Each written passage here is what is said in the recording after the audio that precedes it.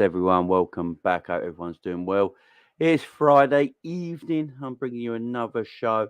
This is taking a look at Liverpool versus Crystal Palace this Monday and Premier League, the Barclays Premier League games this weekend, guys. Hope everyone's doing well. Sorry, I haven't been about all day. It's been a very, very busy day in my household, and I hope you lot are all good.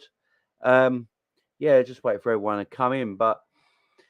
Yeah, so we're going to talk all things Liverpool, Crystal Palace to start off the show. Then we'll get a looking ahead at the rest of the Premier League games this weekend, guys. But yeah, there's quite a bit to talk about. Obviously, there's quite a bit of Liverpool news we need to talk about, ain't there? Yeah, Matip injured. Although I've heard that it's just only one game, so that ain't the biggest problem in the world. Um, Joe Gomez playing, it's not the end of the world. I mean, Joe Gomez is our partner, Virgil. It's the whole point of having four quality centre backs.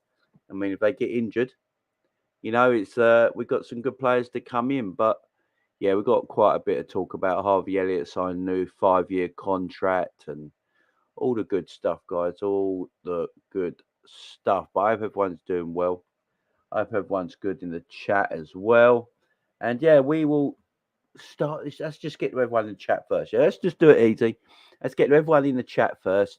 Big everyone up in the chat, and then we go on from there and just talk about this Liverpool Palace game. Big up, Alistair.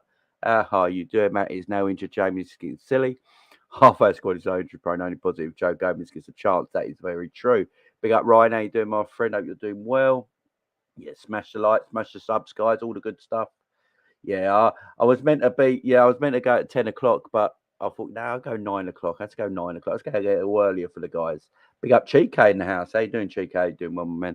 Big up Danny. How you doing, Danny? How you doing? Well. Big up Daz. How you doing, my friend? Big up John Moore in the house as well. Phil in the house. How you doing, my man? Big up Jamie. I'm not looking forward to this one. I've been there for for the 9 and 6 nils in the past, just hope we can keep the score down. Big up, Phil. How you doing, mate? How you doing? Well. Big up John Moore. How you doing? Yeah, big up John Moore as always. Marvin, how you doing? Where you been the last few days? You good? Yeah, I'm good, Marvin. It's just been really busy. It's just been really busy at the moment, my man. Ollie in the house. How you doing, my friend? Hope you're doing well. Hi. How you doing? Wayne, Jazz, Ravi in the house. How you doing, my friend? Hope you're doing well. Big up Savage. Do you want to jump in, mate? If you want to jump in, Savage, let me know and I'll send you I'll send you the link. I want some chicken, lad. Big up John Moore. Big up Squidly. How you doing, Squidly? It's been a while, my man. Hope you're doing well. Nice seeing you live. Big up Dave as well. How you doing, Dave? Big up Dad. Big up Charlie. When's Penny's op, Jamie? It's Monday, my man. It's Monday. Jay, everything goes well with Penny, and that she's well looked after in the hospital, and you and the family are good, respect, and big up to you, my friend. Yeah, so if everyone don't know, got some people in here now, so I might as well just mention this to start with, then we'll get on with the show. So yeah, Penny, so she's going for her surgery on Monday. It's neck fusion surgery, so she's going to be in hospital for 6 weeks. So obviously my shows will be a bit up and down and a bit hit and miss. I don't know what times I'll be doing shows. My parents are going to look after the kids occasionally, so I can do the odd daytime show and stuff like that, so I can keep going and things like that. So, hopefully I can still get some content out on the daily. We'll see how it goes. But, you might only get 4 shows a week from me and stuff like that. But instead of the everyday sort of scenario. But it'll only be for 6 weeks. Then normal service will resume. But yeah, she's actually very looking forward to this operation, to tell you the truth. She can't wait to have it done. It's something that has been a problem for her since she's been born. And and she just wants it done now. She's excited to have it done. She's only 5 years old, but she knows the score. She knows how long she's going to be in hospital for, and it's going to be boring and horrible and that. But, it is the way it is, It is the way it is, but she's good. She's good. Yeah, I've sent it, man. I sent to your Twitter. No worries. Just finishing working out. Big up, really, to me. Hey, Jamie, you came across great in JoJo's show. Big up, my friend. Big up. Thank you very much. Appreciate it. All good, mate. All the best for Penny on Monday. Thank you very much. It'll be 5 to Liverpool, 3 to Palace. Holy Jesus, that's a big score, my man. I think your lineup for the game, Jay, will be Alisson, Van Dijk on Trent. Alisson, Trent, Van Dijk, Gomez, Robbo, Curtis, Fabinho, and Curtis Jones, Fabinho, and Harvey Elliott, and then the 4 Dynamo, Salah, Darwin, Núñez, and Luis Diaz. Maybe we'll come to that. Praise for your family. Cheers, my friend. Thank you very much. G-Man in the house. How you doing? Big up, Jay. Hit the lights with Penny. Yeah, big up to you. Big up to you. Big up to everyone in the chat as well. I do appreciate all the love straight away, guys. I really do. You know, it always means a lot to me, guys. I love my community. I love my people, my chat. You guys, I've said it time and time again. The community on my channel is the best around. I love you guys so much. And yeah, you're always supporting. You're always supporting. So it's always love from me, guys. Always love from me. And always will be. So, yeah, let's just get some Liverpool chat. We're going to talk about Liverpool Palace first. Then we'll get on to the rest of the Barclays Premier League, guys. And Savage will be joining us in 10 minutes after he's finished doing his pull-ups and sit-ups and bicep curls and whatever else he's doing. So, obviously, we heard the news this morning. So, now Joel Matip is injured. Lovely, ain't it? It's nice for Joel Matip to pick up an injury for us. Yeah, I mean, he went the whole of last season without an injury to Joel Matip. The whole of last season, not a single injury. All good. All good. No injury whatsoever. I think the only game he missed is because of illness. He was injury-free all season. Picks up a little groin problem in training. And the news is that he's only going to be out for Monday's game. That is the news at the moment. They're thinking Monday's game he'll be out for, but he should be okay, which will be, fingers crossed, very, very good news. We just hope that is the case, that he's just out for a little bit, and that'd be good. Obviously, it gives Joe Gomez a chance. Obviously, Joe Gomez is going to come in now because Konate is on the injury list as well. It just sounds so bad, don't it? He's on the injury list as well. So Gomez is going to get a chance. Now, Gomez and Van Dijk have got a pretty solid defensive partnership together. They've got a very, very good record together. And look, it gives Joe Gomez a chance to get back into the team to show what he can do. And that's what we want. We want a player like Joe Gomez to get back in this team, show us what he can do with the ability he's got on the pitch. And, you know, I feel in safe hands with Joe Gomez, guys. I really do. I don't know how everyone here feels. But I love Joe Gomez. Back with Virgil van Dijk at the back on Monday by the look of it. Hopefully Matip is just out for that one game. Fingers crossed. That is the story at the moment. It's just going around. It's only going to be the one game, we're hoping. I think hopefully it will be, because we need Joel Matip. It's going to be a very, very important player to us. Yeah, so also Jurgen Klopp's presser today. Jurgen Klopp confirmed that Naby Keita is set to return to Liverpool's meeting with Crystal Palace while assessing the midfield options at his disposal. So I'll just get to this little bit here that came out in his press conference today. I'll read this out for you guys. So illness meant Keita missed the Reds' opening day draw with Fulham last weekend, a match during which Thiago Alcantara sustained an injury. Curtis Jones and Ox are also sidelined, leading Klopp to be asked whether he is considering entering the transfer market to reinforce his squad. So Klopp, this is what Klopp is saying. So I'm happy with the strength, size and quality of my squad, but we have injuries. That's how it is, the manager said on Friday. Now, it's a question of how long will players be out and stuff like this, and there are different solutions for it. There are plenty, and I would say one of them is in the transfer market, but the transfer market only makes sense if you can bring the right player, not a player. So basically, Klopp is saying in his press conference, in my opinion, I don't know if everyone watched the press conference of Jurgen Klopp today. I think what Klopp is personally saying is that there's a chance to go in there is a massive chance to go into the there is a massive chance to go into a transfer market, but if there's a player there that If there's a player there we're not really interested in or we haven't scouted, we're not going to go for him. If a player that we've been scouting for a while, if there's a player that we've been scouting for a while when he becomes available, I think Liverpool will be all over it. But Jurgen Klopp isn't just going to buy a player to keep everyone happy.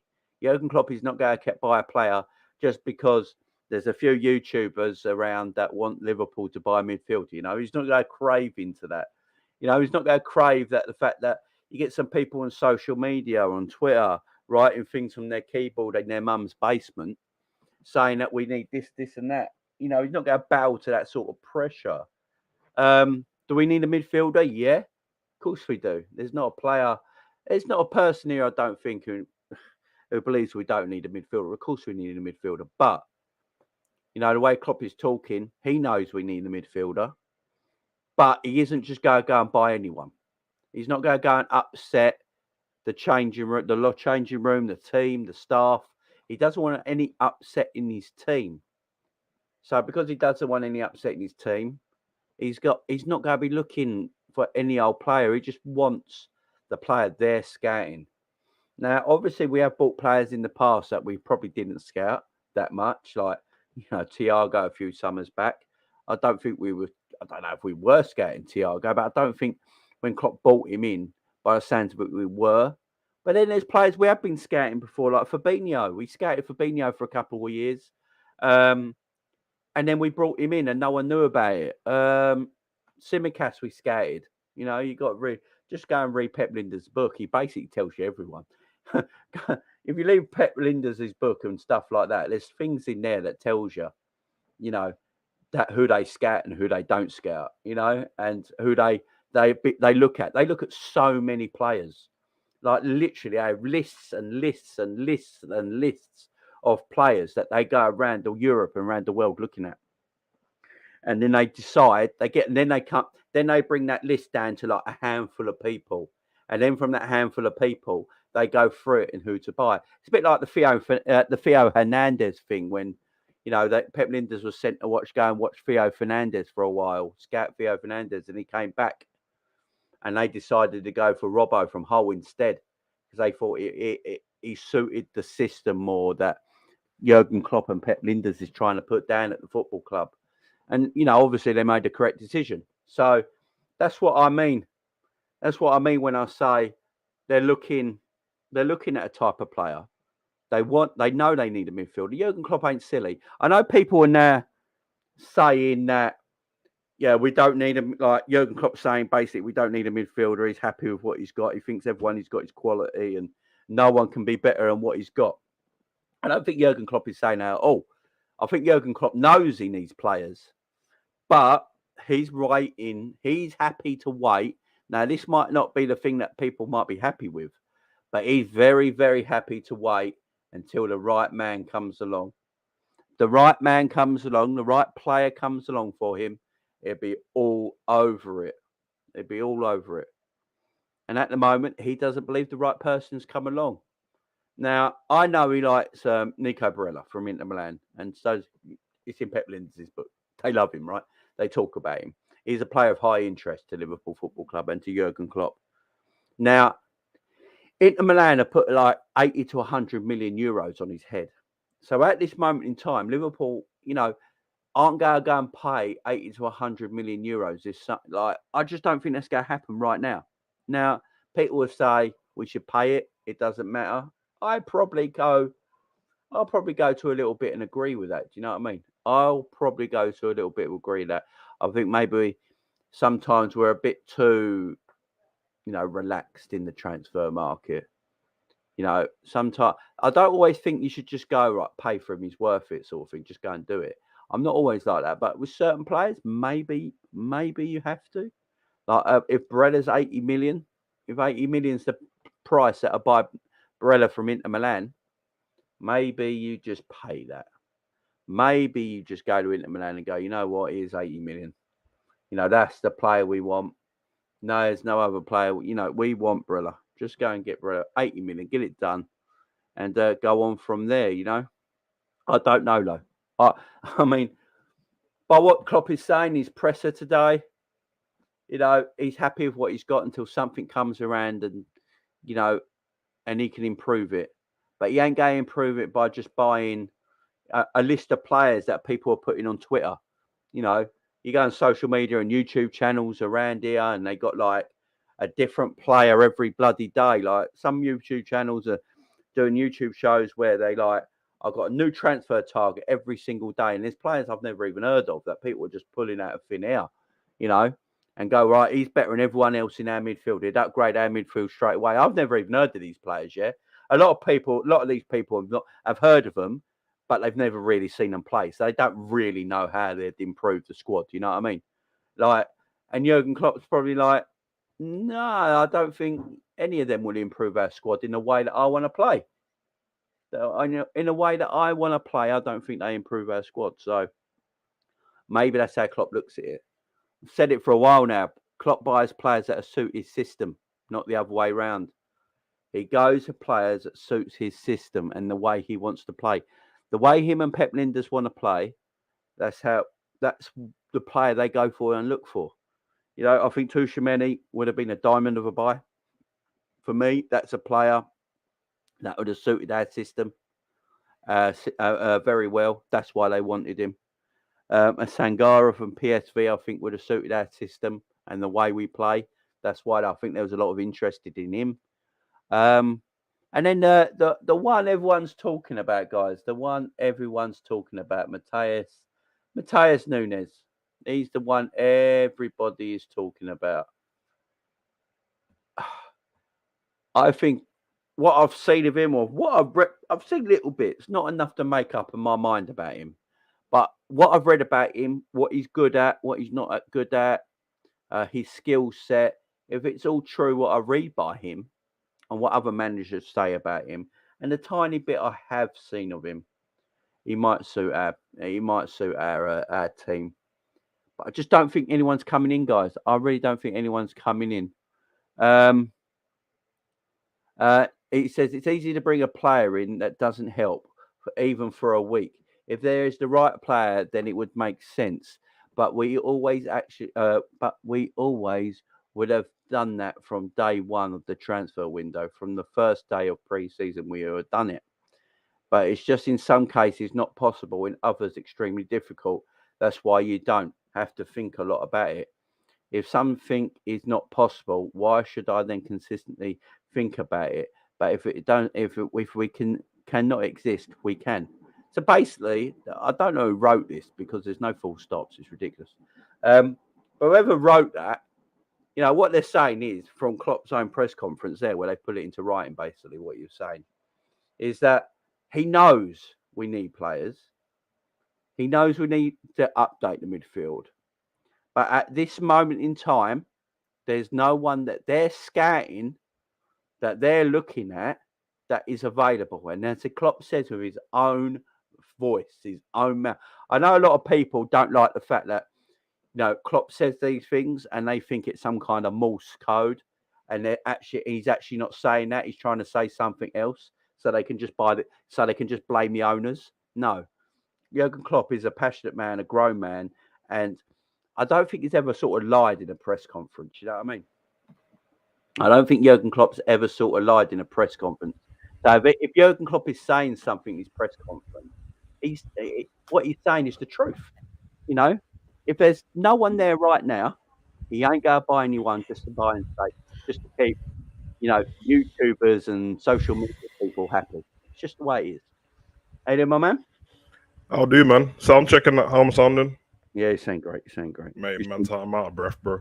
First of all, big up you, big up the family. You know what I mean? Man. Lauren and that. Big up the chat. Yeah, man, I'm good, bro. Flipping heart rate's up, man. Just ignore the heart rate's up. Wait, you been working? Are you just getting from the gym or just working out at home? Nah, I've done my gym workout this morning, but just done an ab workout and flipping out, man. I was trying to hold a plank for 5 minutes and I made it to like 3.5, so it's shambles. But anyway, it's life. A plank? Jeez. I can't hold one for 2 seconds. He done better than me. It's like they're horrible, man. Especially when you're doing properly, man. Flipping it. Your body's not meant to be in that position, is it? That's what nah, it's not. Bro. It's not at all. That's what it is. But yeah, I basically just started talking about Liverpool, Palace, and the little bits that have come up so far, and Yeah, a bit I of was his press listening. I was listening, conference, man. bit of his press conference and stuff like that. Yeah. And people can't hack it. What Jurgen Klopp is saying is what he's actually saying. He's saying coming from the owners, it's no Morse code. He's not talking in cryptic languages or anything like that or protecting the owners. He's talking as it is. And when he's saying, the way I describe, I watched it a few times now, and I've listened to him. I try to listen to him properly, and by the sounds of it, he knows we need players. He ain't stupid. He knows we need players, but he wants the right player. Now, the right player might not be what everyone else thinks that player is. I wouldn't be surprised if we bought a midfielder next season that no one's spoke about.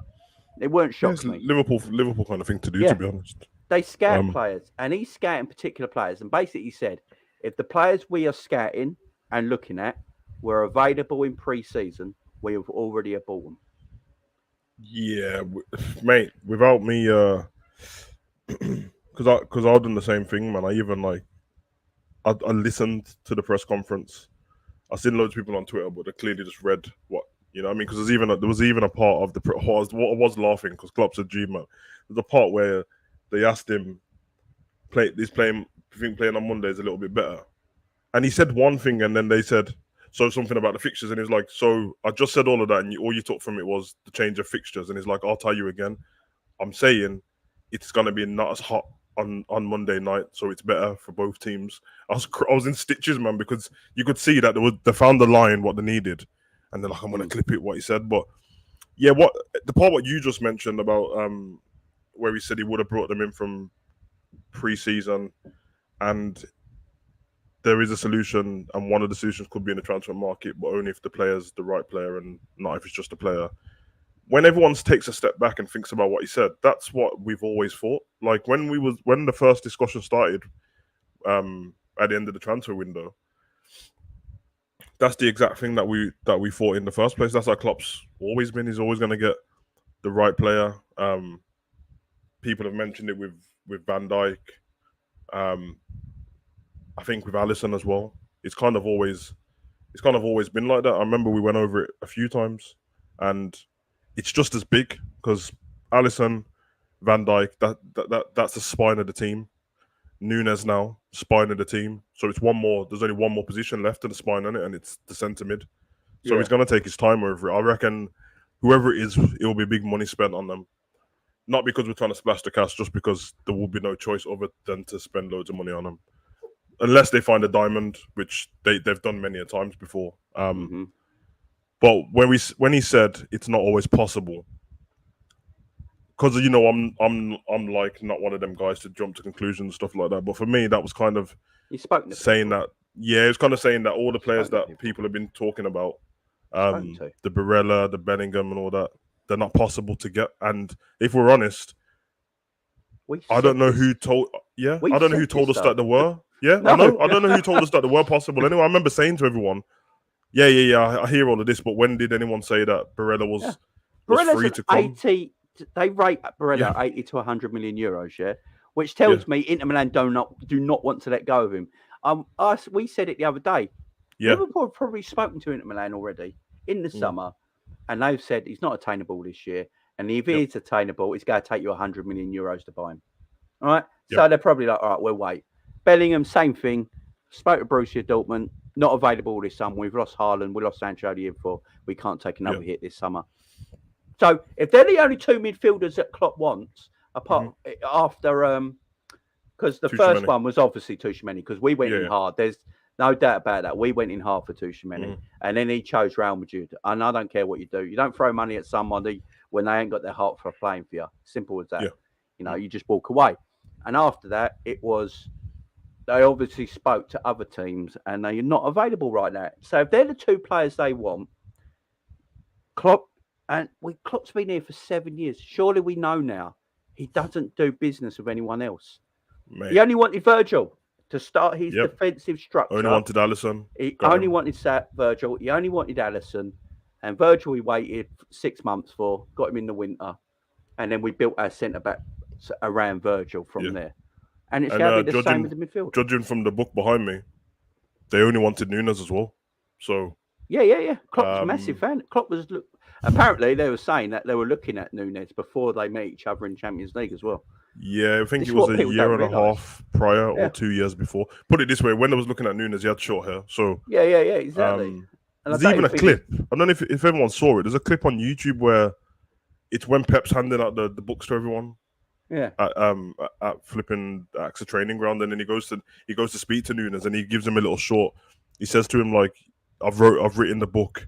There's a page where it explains like when we played against you in the Champions League, and I told Klopp I was looking at you before this. Yeah. He said it. Yeah.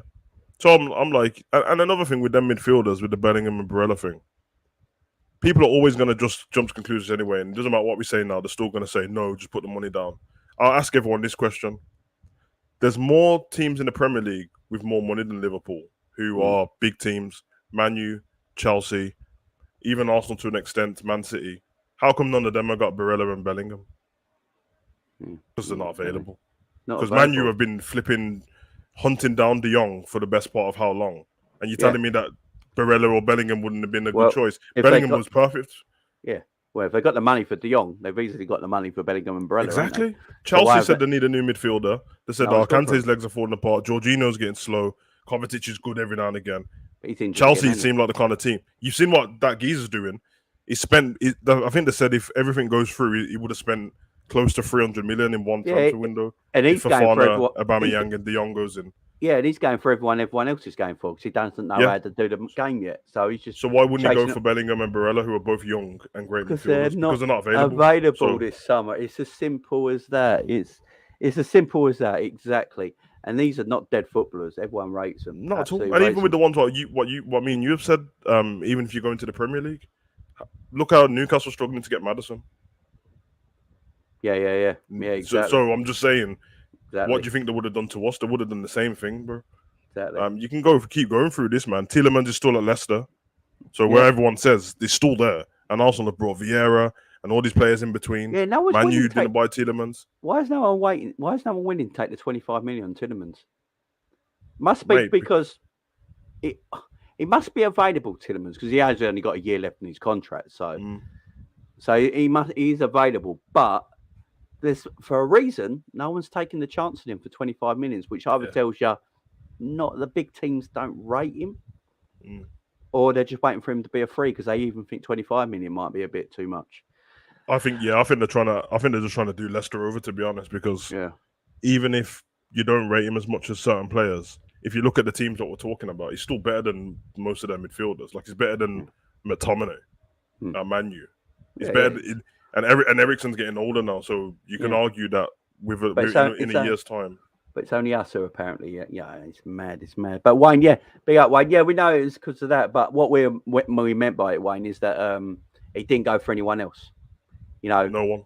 It looked like at the time when we went Van Dijk and we got done for tapping up by away, every player that's ever signed for any club is always tapped up.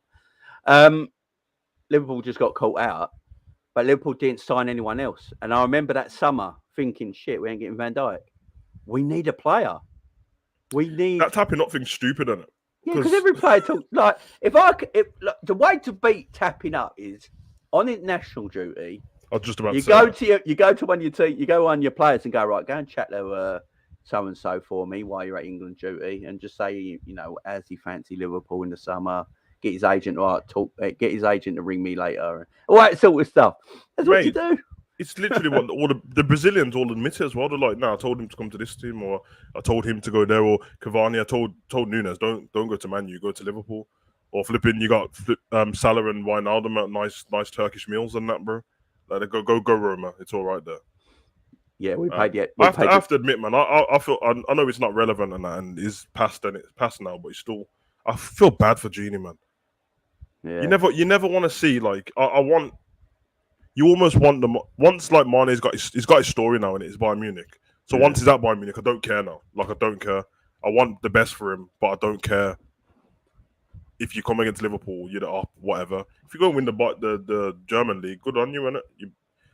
I want the same for Genie, but like it's kind of because of how our team is and because of how available he was and never injured, Genie literally, if you looked at all of our midfielders, he's the next one to James Milner who could go on forever. It seemed because, and the only bad thing he had to is get like every now and again he'd go missing. But apart from that, like some of the games, it's a bit mad. But obviously, it is what it is. He tried the ambitious thing, and it happens, and the teams will dupe you, man. If you've, we already know that if you're not from England, the chances are that you don't want to play for anyone in England. It's always them teams, and I get it, but they got done over. They got done over, man. Massively. Massively. Jamie Klopp can get it wrong. Yeah, he can. Yeah, definitely. And been there before. He's made a mistake by not bringing the midfielder in. There's no doubt about it. There are too many mids who are better than us who's come to us. Yeah, I mean, it's a fair shout, but I would like to know who. Yeah, because you don't want to get somebody who's like. You want to sign Paul Pogba that didn't work at Man United, but is a quality midfielder. That is what Klopp worries about. That is literally what Klopp worries. He doesn't want to buy a player like Paul Pogba is a tremendous footballer. Yeah, tremendous footballer. There's no doubt about his qualities. He's at Man United for 5 years. It didn't work. It just didn't work. That is something Jurgen Klopp doesn't want. That's why he's very strict at the way he buys. He did the same at Borussia Dortmund, and he did the same thing at Mainz. He's never been different. He's done the whole thing for his managerial career, and he buys. He likes to buy. He doesn't buy really ready-made stars. The only one he's bought really is Thiago. That's the only one. Ready-made superstar. Now, Alisson, look, I didn't think Alisson was the greatest keeper when we smashed so many goals past Salah roasted him. And then he came to Liverpool and was like, Jesus Christ, he's a good goalkeeper. But I didn't think he was world class at Roma. And then his name's one of the world's best. Mo Salah, look, everyone called him a bum at Chelsea, didn't make it. No fault to his own. Then he went to Sampdoria, or was it Florentina? Sorry, looked decent. Went to Roma, looked very decent. Weren't world class though. Now he's the best right-sided forward in world football. It might not even be the Liverpool way, to be honest, because I swear Thiago might be the only world-class player we've ever brought. He's the only world-class player we've ever brought. He's the only one we've ever brought, bro. Like, there's all the ones that turned into it, Suarez and Torres, and they weren't world-class when we brought them. Nah, Suarez was on the edge, or probably on the edge of being world-class, but no, he weren't world-class. I don't know about Virgil, I don't know about Virgil. I think Virgil he weren't world-class, bro. He was very close to it, though, at Southampton. You could see the talent, because you always know that it's unfair, but you're never gonna be. You're never gonna be class. You very rarely will be world class at a certain team. Like not everyone's JJ Okocha in it that you can play for Bolton and still be world class. Yeah, exactly. But he was on the edge. Everyone was saying, because basically what everyone says is you're really not going to be world class till you play Champions League because you need to step up in it. Yeah. And when he got that, he's like, okay, he's world class. But yeah, apart from that, mate, it's few and far between. But I don't know, man. There's like whoever just said, Klopp not being in the midfielder and is a mistake, no doubt. I can't say no doubt because these guys get paid to do that job. So it's not saying that we can't have opinions of fans, but they definitely know more than I know. And, the midfield isn't like, it's not like it's been torn apart from the midfield that we've had for the last 2-3 seasons anyway, and they've been quite successful. So it might not be about Klopp getting it wrong, because I agree with you, man. I think there's people that are just names, so you're used to hearing their name and that. So in your head, you're like, that sounds like a great midfielder, but they might come in and just do nothing, bro.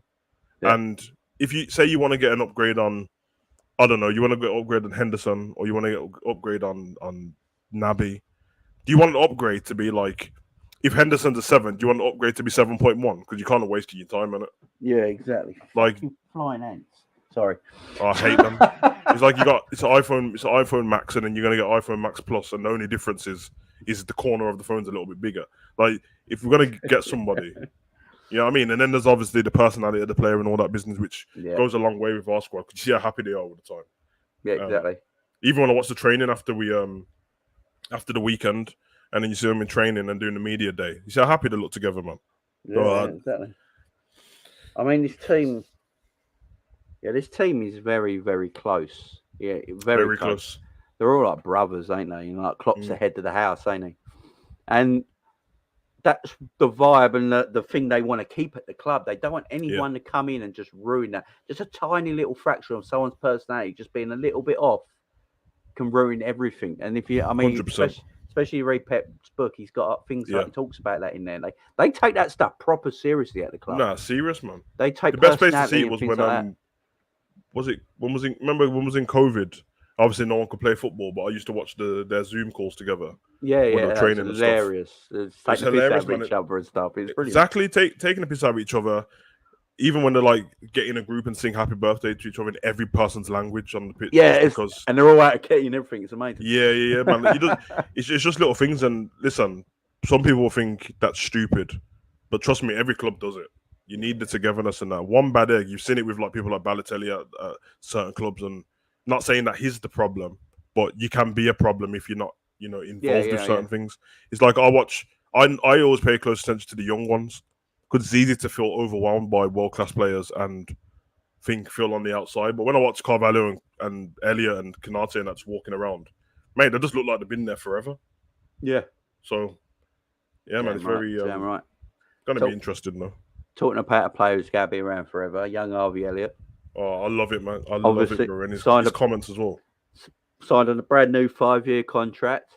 I love his comments. Why wouldn't I? I'm at the best team in the world. I mean, he's just one of us, ain't he? Harvey Elliott. He's a fan from birth. His dad, they just, he loves the club. He wouldn't want to play football anywhere else right now. It's just where he wants to be. So he's got that thing about him, man. He's got you can see that he's got a certain connection with the Liverpool fans, especially when you watch him in the stadium with him. Literally, the only thing that's missing from him is that he's actually Scouse. Because when I see the connection, I'm like, yeah, okay, I get it, man. Like they know, and you're a Liverpool fan. He's not pretending. He's not doing that thing where it's like, I was a Liverpool fan when I was 4, and then there's no pictures for the rest of my life of being a Liverpool. I hate that shit. We'll be signing somebody who's 29, and they'll be like, he's a Liverpool fan, I heard somebody say the other day, nah, you know that, like, I know it's probably not going to happen, but De Bruyne ain't been a Liverpool fan for a time, bro. Stop it, man. It was just when he was Stop a kid. it, man. It was just when he was a kid, he's just a kid, man. Yeah, go ask Connor Cody about that, bro. Football changes stuff. Go and look at I'd have gone to Solskjaer before he went to Man United. Yeah, a big Liverpool supporter. I know, he hates us now. Yeah, because he's Scandinavian. Let's face it. Yeah, my missus said that everyone in Denmark and that it's just Liverpool and Man U. Yeah, the geezer who played Hannibal in the TV series. I can't remember his name now. Mads Mikkelsen, Liverpool fan. He's a big Liverpool fan, ain't he? Massive Liverpool fan. Huge Liverpool fan. Yeah, they're all Scandinavians love Liverpool. Man, you don't mention that guy in my household, bro. They love him. My missus and her mum. You mentioned his name and they're like, yeah, what? He's sick, man. He's in Doctor Strange as well, isn't it? He's the best band guy in any James Bond film ever. Yeah. He's got the face for it straight away. Royale, awesome film. He's a G, man. But yeah, that's kind of how it is, man. That football fan thing is a bit of a it's a bit of a shame. You can easily start like Craig Bellamy, with his side. Yeah, like Bellamy. I mean, I don't know if he's a Liverpool fan now. I'm not sure. I remember when he said he was on honeymoon when he found out, and he left his honeymoon, left his wife there to sign the Liverpool contract, didn't he? Because he said it's his club. Yeah.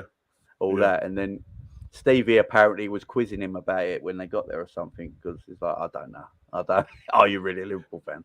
It's a mad one, isn't it? Because I can see, like, I know what personality I've got. So if I'm a Liverpool fan, and if I got to play, big up Kim. Norway. And if I got to play for Liverpool and then they release me, I'd still be a Liverpool fan. But but I can imagine that some people will be so hurt that you've crushed my dreams that I can't do it anymore. And they wouldn't like be a fan of another club apart from the team to play for. They just wouldn't be a fan anymore, because I think once you see the background and the dark side of football, I think some people are different. Because Connor Cody's comments made me sick, bro. I watched his whole TalkSport interview, bro, and I was like, "What are you talking about, bro? No one cares about your uncle who's a blue." Oh yeah. I even went on to flipping Toffee TV. I had to delete it from my algorithm after because Everton stuff started popping up. But I'm not gonna lie, their blue background, and that's horrible, man. But anyway, they were mentioning it, and there was like, "Oh, obviously he's a red." And then all of a sudden, it doesn't matter anymore. And one of them was like, well, we had a manager who was a red last season, and we saw how that worked out. And it's like, well, when you're football, it doesn't really matter. It matters, bro. And when the Merseyside derby is not far away, and that is going to be hilarious, bro. Jamie Savage go on the Anfield Rap, and they interviewed them. They explain it in great detail. I like the boys at the Anfield Rap. Who did the interview? I think. I mean, is he on about the Scandinavian fans? I'm not okay. sure, but yeah, let me know who you mean by that, Wayne. Yeah, Robbie Keane. Yeah, I mean, Robbie Keane he's Irish, so it could be plausible. He's Irish, yeah. He's a Liverpool fan. It's either going to be Liverpool, Man United, or Celtic. They're the three teams. Yeah, they're the three teams from Ireland. That all my wife's fan, because my wife, Lauren's half Irish. You know, and all her family are Irish, and they're all Man United fans, so we don't talk to them. Do you think it's mad that Cardiff and Swansea are the only Welsh teams in the Premier, in like the Championship and all that, and there's a Welsh league? Yeah, I know. It's because apparently Cardiff wasn't around, didn't it? Cardiff and Swansea were only two pro Welsh teams before there was a Welsh league, and that's why they're in the English leagues. Yeah. I played in that Welsh league when TNS. I'm not saying my whole name in it because man ain't googling me, bro. But I played for TNS when I was 16, and TNS. Mate, it's horrible, man. There's like 12 teams in the league, bro. Yeah, it's madness, bro. Madness, big up TNS, the quality is shocking, bro. Big up TNS, bro. We put TNS quality is shocking, bro. We put TNS on the map. We did, man. Was it pre-season? Yeah, Gerrard got 20 goals that season. Half of them. You remember, Jay? Do you remember when we played? I just have to get this out, man, because this game nearly ruined my life for like one half of football. Do you remember when we played Havant and Waterloo and they scored first? Yeah, they scored first. And Skirtle had to equalise and get us out of trouble. Jesus Christ! And it was on. And they went on Soccer Saturday back there because Jeff Stenning and Paul Merson just taking the piss, weren't it? And then, I think it ended 4-2 or something. Yeah. They gave us. I was willing to not leave my house anymore. Because I remember sitting in front of the TV like, well, this is a done deal. Obviously, we're going to be having Waterloo. And I seen them score. I was like, oh my God. I can never How are we going to live this? I mean, we lost to Barnsley, I think, and Traore scored a back heel in his own goal. Oh, yeah. But having Waterloo. I remember because I never heard of the team before that. No, never like, we can't lose to some team I've never heard of. I don't even know what they're doing now. They're not a team anymore? No, they... I swear they're not a team anymore, bro. It sounds like a police station, doesn't it? Yeah, like Dagenham and Redbridge and that, bro. Big up Roms, by the way. Big up Roms. How you doing? Big up Roms. How you doing? Well, so obviously there's 6 Liverpool players have been nominated for 2022 Ballon d'Or. They are Mo Salah. I mean, should win it. Who else was it? Here we go. The Ballon d'Ors. So Mo Salah, Trent, Diaz, Darwin Núñez, but because he's time Benfica. Sadio Mane was at Bayern Munich now, obviously, and Virgil van Dijk. So are we? I mean, I love this is Anfield webpage. What is it? The top 30? Is it the top 30? Yeah, top 30. Yeah. I was about to say most of them got to be like 28. Yeah, and they got to whittle them down, don't they? Salah are pretty in the top 10. I think Salah will finish second, to be honest. Yeah, he's got to be up there. Yeah, Mane ain't our players no more, boys. You can't. And Fabinho's in there as well.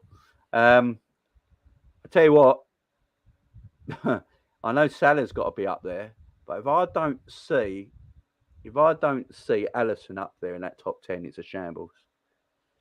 All I'm saying is, if I see Messi or Ronaldo anywhere near it, no, Messi's not been nominated for the first time since 2005. Well, it makes sense. Ronaldo shouldn't either. I don't care how many goals he scored. Messi. Did anyone see Messi's assist the other day? Yeah, did you see his overhead kick as well? Oh, the man still got it, ain't he? I don't care what anyone says. That assist to Neymar, did you see it? The little flick pass. And I won't take any disrespect for Messi, you know. Someone said he didn't mean that. I was like, watch. He definitely meant it. Watch how he puts his foot, because he plants his foot down after it, which means he passed it. Oh, you try and do that. No one will ever be able to do that pass. It's ridiculously difficult. The amount of power and position he got on it, just to do that. Oh, I mean, it was just no one was. It was just great. That he still got. I don't care what anyone says. Messi's legendary, bro. He's not nominated this year, but he's still better than most of the players that have been nominated. Yeah, he should have been nominated because it's based on the season and that. But like, he's still better than like 90% of most of them. The whole thing. Yeah. I think for us, I think you're right, bro. I think Alisson should be in the top 10. I think Salah probably will finish second or third. I don't even know who would finish second, but Benzema's going to win it. Benzema's got to win it, surely. Deserves it, to be fair. You know what I mean? Because even surely it's Benzema Salah. That's the two. Yeah, that's what I'm thinking. Surely it's Benzema Salah. I'm trying to think of Benzema, Salah, De Bruyne. That'll probably be the top three. To be fair, they might go thingy, you know. They might go Benzema, Mane, Salah. Yeah, because can you imagine? Can you imagine what that would do to Salah inside if Mane finishes second? Oh my god, bro. Oh my god. It'd be like, hold on a minute. You knocked me. You took the AFCON away from me. Then you knocked me out of the World Cup, and now you just even took second spot away from me. Yeah, it might happen as well. It might happen as well, you know, because they do go on accomplishments, don't they? They do go on accomplishments. Yeah, to be fair to Mane, he did. So, to be fair, Mane had a good few months after, didn't he? So, I will say something here. This is nothing against Mane or Salah. Now that AFCON, you know, the dust has settled on that. The quality was shocking, bro. Let's just be honest, bro. Let's just be honest. I know everyone wants to come at me and that, you know what I mean? You know what I mean? Klopp said it's a little tournament and all that. I'm telling you that the quality was trash. And some of the pitches look like a beach. I mean, that Senegal team, I think most of that Senegal team played in Europe, didn't they? So yeah, and they were still like not that great. No. Even though they got take that team away. Egypt only had Salah and the somebody Arsenal tell me how Egypt made it to the final. Just somebody, because even Salah wasn't good. Shit ass. They to the final. Wasn't it 4 off? Man, I think they had 5 penalty shootouts in the whole tournament, bro. That's unheard of. They went extra time penalties through the whole knockout stage. Yeah, for the whole knockout stage. Yeah. They did a Greece almost. Yeah. Shit ass their way to the final. Hey, whoa, Jay. Respect Greece, bro. They won every game with a header 1-0. Respect Greece. It was beautiful, wasn't it? It was beautiful. And wasn't it a German manager as well, wasn't it? Yeah, it's a thing of beauty that was, man. I was cheering. Once England was out of that fuck, I was cheering for them. Yeah, you got to cheer on Greece. They beat Portugal in their own backyard. It's beautiful. Yeah, amazing. Big up John Conway, as always. Yeah, Thank you very much. We're good, John. We're good, John. Thank you very much for that super chat, my friend. I appreciate it. As always, Mr. Conway, and you are getting something in the next couple of weeks, my friend. Don't you worry. Cav, if you're around in the chat, I did send you the link, mate, if you wanted to jump in. Man, like Love Island Cav and that, bro. Come on. Yeah, big up Cav. So, I mean, Alisson's been, obviously, is it the Yashin Trophy, the goalkeeper of the year? He's with, I mean, that's going straight. I mean, he's going to Courtois, ain't it? But Courtois. Alisson should be runner-up in that. I don't want to see none of this Edison shit. Or Mike McGann or whatever his name is from AC Milan. If I speak on Edison, I'm in trouble, so I'm just gonna not talk on it. Here he is. There you go. There he is. Love Island Cav, you know. Come on. There he is. Cav, oi. Yeah. Fuck off. I don't get the Love Island jokes because I've never watched a minute of it in my life. I need to watch. The only Love Island I've ever watched. To be honest, you don't even need to watch Love Island. It's just that one clip. It makes me laugh. Bro. It's the funniest moment probably in the whole series. The only Love Island I've ever watched was the first ever one when it was celebrities back in like 2005. Back when Callum Best, yeah. It was just like, and the geezer who was in Hollyoaks is a bit of a weirdo. Yeah. I know he was trying to get on every girl in the house, and no one fancied him. Yeah, and he's always on some random come dine with me now. Yeah, and he got really upset by it and had a little cry in his bedroom, and because no girl. Was thinking that Bianca Gascoigne? Yeah. Was she something up? Yeah, she wasn't it. Hey, big up Bianca, man. She drove Paul. Your dad's a bit of a plonker, but hey, come on. Imagine she's a legend, man. She was doing it for the curvies. I don't know what's happened to her now. I haven't seen her since, so I'm not going to ruin my... No. There's a few people that I don't want to see in 2022. Anyone who was on a Zoo magazine for me back in 2006, I don't want to see you on them. I don't want to see you now. I collected every Zoo and Nuts magazine for about 4 because years. all I know is I'm telling you, bro. I had a pile like that of Zoo and Nuts magazine. Hey, like that.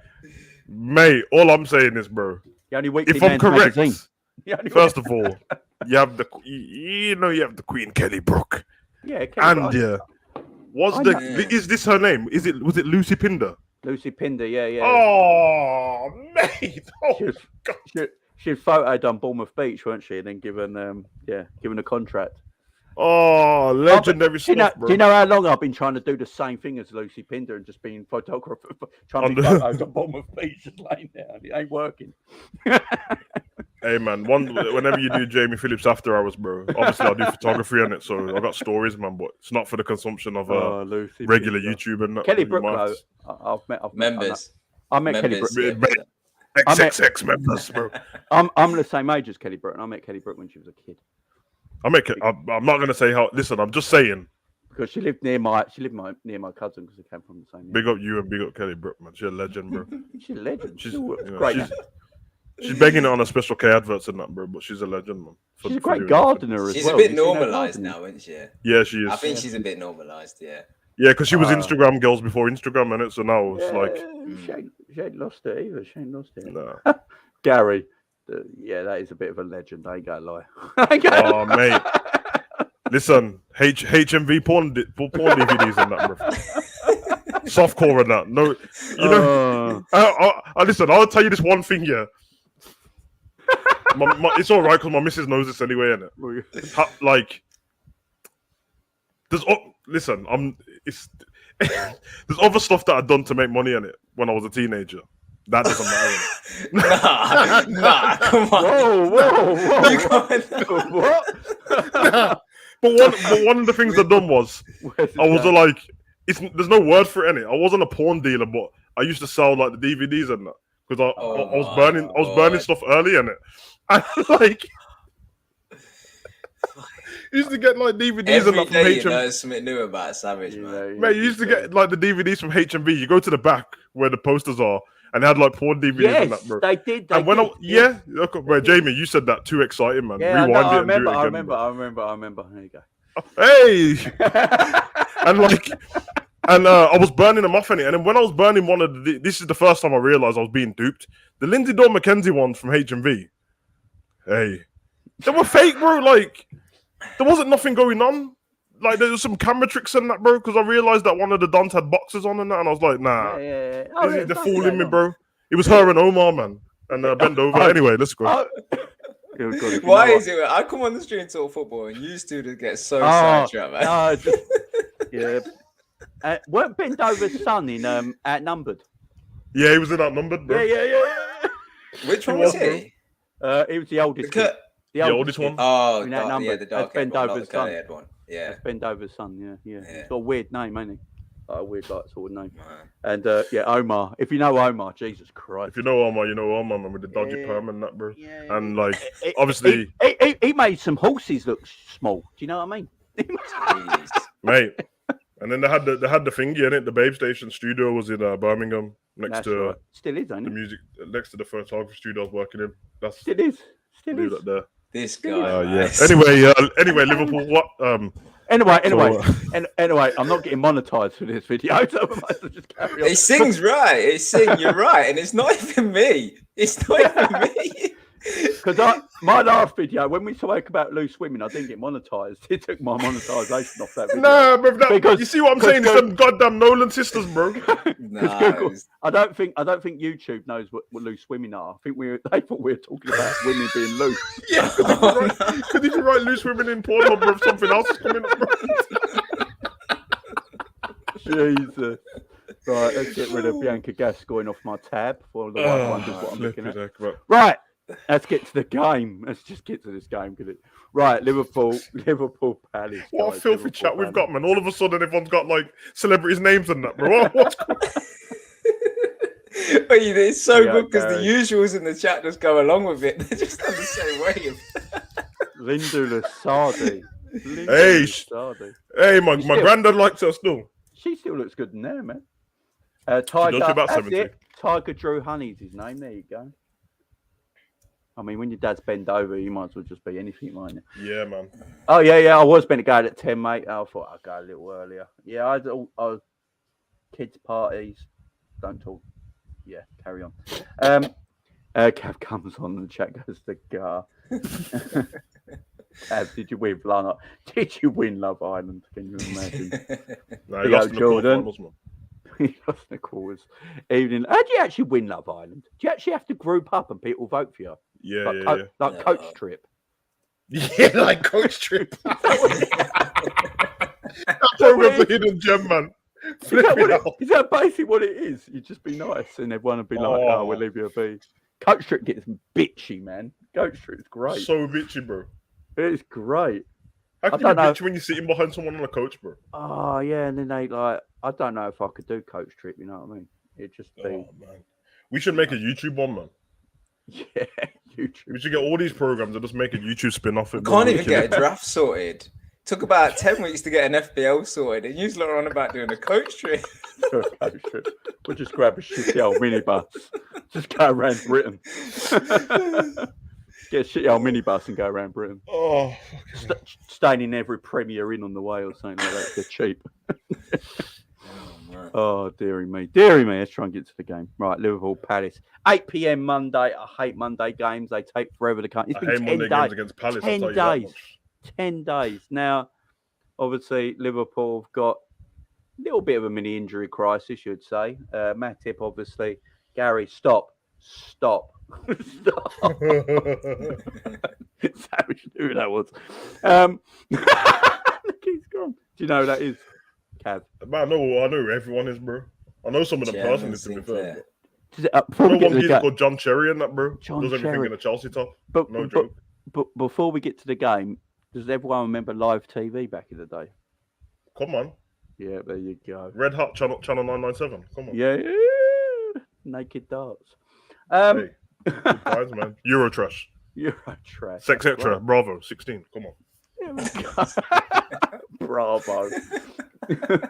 I used to like Bravo. Bravo was all right, you know. Oh, look, we're talking about it now. Look what's come up in the chat. that's the algorithm, bro. That's what... Oh, dear. Don't accept the cookies. Right, mods, just get rid. You know what to do, mods. Yes. We're on ourselves, man. Oh. So, we got no Matip. So, obviously, the rumour is Matip's only going to miss one game. So yeah, it's a growing thing. Which will be... it's just... They didn't say he pulled it. I think he just felt something in his groin and he sat training out. So, it's more of a precaution thing, hopefully, because as I said, he never got injured last season, did he? I think he only missed a game to it. Was it just a game to illness he missed or something like that? He didn't actually miss. I don't know if he missed a Premier League game last season. I don't think he did. When he was available. Because Canate played the Champions League, didn't he? So yeah. Matip. Yeah. So hopefully it's just a tweet injury, felt something, sit it out. Yeah. But look, it's why we've got 4 quality centre backs, and Joe Gomez gets a game, which I'm excited about seeing, guys. Don't know about yourselves. I like Gomez and Virgil together. Yeah, I mean their stats together is actually really good. Yeah, I think the speed of sorry, go on, Campbell. Yeah, sorry, I was just going to say, I think it's the opportunity that Gomez has been waiting for, because he's been in and out, and he's played in cup competitions. He's been alongside people other than Virgil. So now look, competitive football. It's, we need to win, and he's next to Virgil. So he's being given the platform now to go and perform. And the season we won the league, he was great next to Virgil. Really, really good. So he just needs to get that form back again. Be interested to see how he gets on Monday, though. It's I've not been overly impressed in the short amount of minutes he's had in pre-season. So he really needs to shake off that ring rust and just hit the ground running. Agreed. No, in all fairness to Gomez, he's looked kind of tragic, I think, when he's played. But you can understand why, because it's like he gets a game and then he doesn't play for 10, and then there's some injury, and then he doesn't, you know what I mean? It's a bit weird. More like concentration stuff, because some of the things that he was doing in pre-season, especially in that Man U game, it just looked like he was unaware of stuff. It looked like a fish out of water, like he hadn't been playing for a long time. Because remember that one, Jamie, when they didn't score, but he headed it backwards? Yeah. For no reason. Yeah, it was a weird when Adrian was in goal in it. That was Gomez, weird to me. Gomez don't like Adrian in goal behind him, though. No, he doesn't. We know about that. And there's a few times where he's like, he'll just leave the ball thinking someone else is going to get it.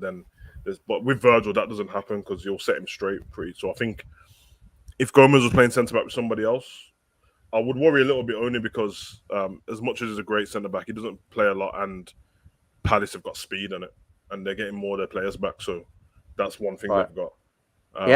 he hasn't partnered Gomez for him and Gomez ain't really played together. That's been ages. Quite some time. Their stats together is 30 games, 25 wins, 3 draws, 2 losses, a win rate of 83%, loss rate of 6%, points per game 2.6, goals conceded per game 0.7, clean sheet ratio of 53%.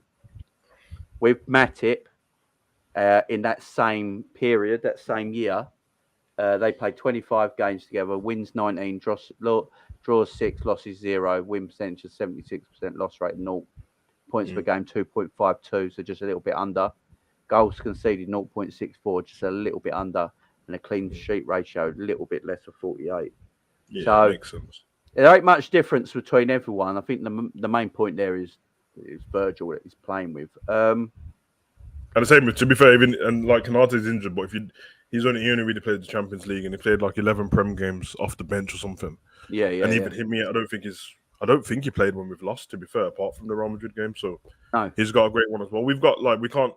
I'm there with you, like man. We can't keep saying that we've got all the best centre backs in the Prem and stuff like that, and then one gets injured and we play him. Everyone's like, oh, he's got Gomez, who's worried and that. Nah, just got to give him a chance in it. And I say the same sentiment as what I had with Fulham, even though Palace are better and they're probably managed a little bit better. If we can't beat Palace with the team we've got, then forget the league, and it's one of them. That's why I said about the Fulham game as well.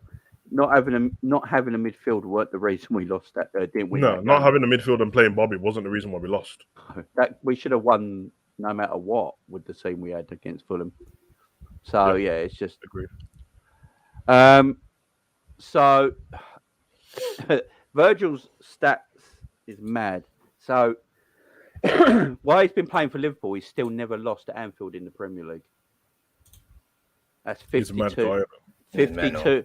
52 wins and 8 draws at Anfield in the Premier League with Liverpool. Obviously, the 6 games we lost in a row at home at Anfield that COVID year, he was injured, so he weren't there. So, yeah, he's never lost in the Premier League at Anfield with Liverpool, and he's only lost once in all competitions. And that was against Inter Milan. And that was against Inter Milan in a dead game because we were in the first leg. Last season. That mad. I just don't feel. I think Virgil only gets loved from Liverpool fans. I really do. I don't think people actually rate Virgil. It makes sense. It makes sense. People it was a novelty when he came in, innit? And everyone would admit it and stuff because they didn't think he was going to win anything. As soon as we started winning stuff with him, they have to try and. It's the same thing happened with Salah. Remember, Salah was getting documentaries about him in the first season and everything, and everyone was happy. Oh, he walked 10 miles to get to football training. All of a sudden, Salah's shit and on the eye merchants are saying stuff, and then now Virgil, he got skinned, all right. So one geezer gets skinned once in like 50 games, and all of a sudden it's the worst thing when I'm watching your defenders getting turned into Beyblades week in, week out. I'm not interested, bro. So all he needs is us to love him, to be fair. Deep down, when they're all in their house and stuff, and you go check all of their dream teams, they've all got Virgil, bro. Trust me, FIFA, they've all got Virgil at centre-back, bro. So it's one of them ones, man. He's still the best centre back around. I don't care what anyone says. I don't even. Who's close to him? Man City fans will say Ruben Diaz, but I don't think he is.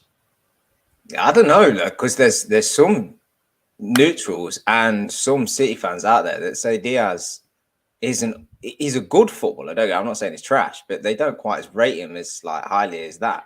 They say he's always last ditch. And he's always trying. He's always recovery tackling. Means he's out of position. Which means he's out of position. Yeah, exactly. That's probably why Virgil doesn't get a lot of talk, because look, if you're a defender and you're not being spoken about, usually because you're doing something right. Doing the right thing. But also, you can't create a highlights reel with Virgil because he's never having to throw into tackles. He's never having to dive in or do anything like that. He just controls the whole game, So it must be difficult to try and make him look good because he just is, If we was buying him from a different country now, and then we had to go on YouTube to find out who he was, I'd be like, what's the point buying this guy, bro? The highlights don't show anything. He's just standing there. Exactly. Because you might as well just show the highlights of his long passing, because you're right, bro. Like, you shouldn't be doing that I think Diaz got over with the season when Man City won the league in COVID. He was throwing his body everywhere. That was and there was a game in the Champions League when he was just diving everywhere. Even I was like flipping out. But I think I heard Dap say as well, like obviously he rates him and he thinks he's world class in that. But even he said like sometimes, I think a lot of them said that Stones was better last season, which I probably agree with until he got injured. Yeah, Stones is a very Stones good has defender. got better. I never used to rate him, to be fair. No, he's a But very good he's got defender. There's no doubt about that. Stones, I do rate John Stones, but Pep don't really get it wrong at City, really, does he? So he does make good players into quality. Stones and players. Gomez would be dope for England, man. Stones, Gomez, and is it Tomorrow? Tomorrow. Yeah, that should be England's back three, but it never will be because a certain person in charge. Fridge at the back, So I'm just going for our previous results. So the last time we played Palace was last recent Premier League meeting was January 23rd, where we beat them away 3-1. Got the goals that game. Let me just get that up. Remember that game? Virgil, Ox, and Fabinho, because that was when that was the game where Jota got that penalty, wasn't it? And that everyone got a bit. He sort of just looked at the keeper and ran into him, didn't he? It was even I was like, it was a bit mad. Van Dijk from a corner, and Ox got a goal as well because he was covering him for. Ox was good for them 3 games. Yeah, he was quality. I remember being worried going into that game. I remember being not worried, but Palace are always tricky. And then when we got into it, I was like, this is comfortable. Mm. Yeah, exactly. I mean, it was a weird game, wasn't it? Because we dominated that first half, didn't we? If I remember rightly, like really comfortably, and playing some good football. Because then I remember the madness at half time. We're like, maybe we play better football without Mo Salah. It's like, Jesus Christ, it started. Yeah, it started. No, we don't. No, we don't. It's a madness. Big up Gunben as well. Gunben, your message. I can only ever see, for some reason, you can only see member messages on YouTube and not StreamYard. So, big up Gunben, a member for 2 months. Big up yourself, my friend. Yeah, for some reason that don't come up on the StreamYard. That's why I always leave my YouTube open. So yeah, that was the last meeting. Before that, there was another big win. Hang on, let's get it up. 7. We beat them 7. So before that, it was 18th of September. We won 3-0. Then before that, it was 2-0, and then it was 7-0 away on the 19th of December, and then it was 4-0 before that. So in our last 5 meetings, we have won 3-1, 3-0, 2-0, 7-0, 4-0. How do we think this Monday night's going to go, lads? And what do you reckon the team is going to be? What do you reckon it's going to play? Is there going to be many changes? Obviously, midfield area is an option. Obviously, we got, but Cav, I'll let you go first for that. Yeah, look, the obvious players are going to play. You're going to see Alisson in goal. You're going to see Trent at right back. Gomez, his hand is forced, really, if Matip's out and Konate is still out. Virgil will be there and Robbo will be there. The front three, I think, I'll jump over the midfield. I'll go to the front 3. I think it'll be Diaz, Nunes and Salah. We spoke about Nunes enough, now he's played his way in. He's too involved in the game. He's getting goal. He got a goal. He got an assist on his debut. The minutes he's had is affecting the game. Yeah, throw him in from the off. I'm fully confident in Darwin, but I think the midfield is obviously the talking point, isn't it? I think although he wasn't great, look, no one was great. I think Fabinho. I agree with the lads when they said he was probably the worst midfielder out of the 3 against Fulham. But I think he keeps his place. I don't think he'd have lost his place, to be honest. He's got too much credit in the bank. Yeah. It was one game. Everybody was bad. And he is needed against a team like Palace. You need that bit of steel. You just hope that he performs up to his usual standards. So, Fabinho keeps his place. And then I think... Does anyone want to see Nat Phillips play Virgil just for one game? No, against one of them shithouse teams, man. Would you rather go Nat Phillips and Virgil against Palace, or would you rather go Joe Gomez and? No. You don't want Zaha running at Nat Phillips, bro. No, that's a good point. That is a good point. I just want to see it once. I just want to see him play together once. Only because Nat Phillips is going to play the closest to Trent. Yeah, and I don't want that side of the pitch to get destroyed, bro, because that's where Zaha is, isn't it? Yeah. So we To be honest, might be a game that suits Gomez. You know, with that, because look, their tactic's going to be that long ball over to Zaha. That pace might be really important. It's probably more Gomez's game, to be fair, than Matip. So probably a good game for him to come into. What we going midfield then? What are we going midfield? Because you got the Fabinho there, the number 6. You got Hendo in the number 6. I've got this feeling he might go, which will Twitter game meltdown if this happens. But I've got this tiny feeling he might go. Brexit midfield, dry bread. Hendo and Millie. Hendo, Millie, and Fabinho in midfield. You know. Hey man, it's probably going to happen. To be fair, because let's face it, who's arguably been our best midfielder in pre-season and the first game of the season? Hey, Millie, man, come on. Millie, yeah. If Milner weren't 37, would we all sit here right now and say he should start? It's a fair shout. It very rarely lets me down, bro. Only thing is, depending on who Crystal Palace play, if that I don't know if Eze and Elise is back with Zaha and they're running at Millie, he's gonna kick someone on the floor, bro. I think they are both back. Trip you over. Yeah, that's what I'm saying. Because I think Eze played against Arsenal actually. So I'm just going to put it down on paper and see what everyone thinks. There you go. That is a midfield for the ages, isn't it? Oh man. You know what? If someone's tuning in now, there's going to be few. Oh, yeah, this is Jamie's team, apparently. Yeah, everyone click this up and go, look what Jamie Phillips is predicting to play. Imagine. That is dry, ain't it? It's not beyond the realms of possibility, you know. It actually ain't. No. That midfield is forged out of pure granite, bro. Nothing else, bro. I'd rather see that, personally. I'd rather probably see that against Palace. Fabinho, Elliott, and Keita. It's got more legs. Listen, apart from what we want, is it just me who just thinks that he's going to... I know it's going to happen. He's going to play Hendo, and Hendo's not going to play on the left side of midfield because he just doesn't play. Hendo plays there, and he's going to play Keita. Elliott's going to be on the bench. It's going to be that. It's going to be that, to be fair. I think it will be that, what you've got. That's the team that's going to play. And what I want is Naby to do this, get in these positions, because he can do it. You know, shooting from a long distance might not be his cup of tea. He gets like 2 out of 7, don't he? So, but I want to see Naby attack. That's what I want to see Naby do. And Naby can cover also if Robbo gets here. Naby can come across. He's very good at it. Sorry, man. Every time you you kept moving Naby's thing to the edge of the box. I had flashbacks to the Real Madrid game, bro. That volley. Boom! I can laugh about it now. I wasn't laughing at the time. Believe me, bro. I was losing my damn mind, bro. Oh, man. It's horrible as well because we've seen him score. I saw him score against Chelsea. In fact, that Crystal Palace game he was on about the season before, he scored a volley against them, didn't he? Yeah. I know we can do it now, but that Real Madrid one pissed me off still. It's because he had loads of time. But exactly. Darwin, we all going with? You think Klopp says to go like, right, I've got to start him now. I've got no. Yep. I've got no choice. I've got no choice. I think there's uproar if he starts Bobby again. To be honest. Yeah. I mean, Bobby scores on it. Klopp really don't care about uproar, though, does he? That's true. Yeah.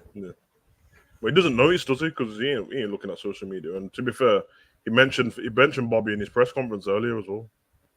Because I think it's Bobby's 200th game for Liverpool Premier League game or something. So I'm a dumb yank looking to support a UK soccer team. Firstly, it's football. So now I'm trying out the streams to see which EPL team I should follow. Got any recommendations?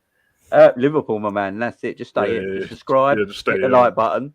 And just stay here, my friend. Just stay. Don't bother going to the Chelsea lot, Man United lot. You know, rough ride. Cater 60 minutes, then Millie or the other way around seems fair. Big up to the team. Yeah, it's a good show. Then looping balls, but Endo's stupid. Which teams are working class? That's my background. Liverpool. Yeah, it's the most working class. If you don't go to Chelsea with that. No working. I parked in Chelsea yesterday going to London. How much that cost you? 40 quid. See what I'm saying, bro? Gee.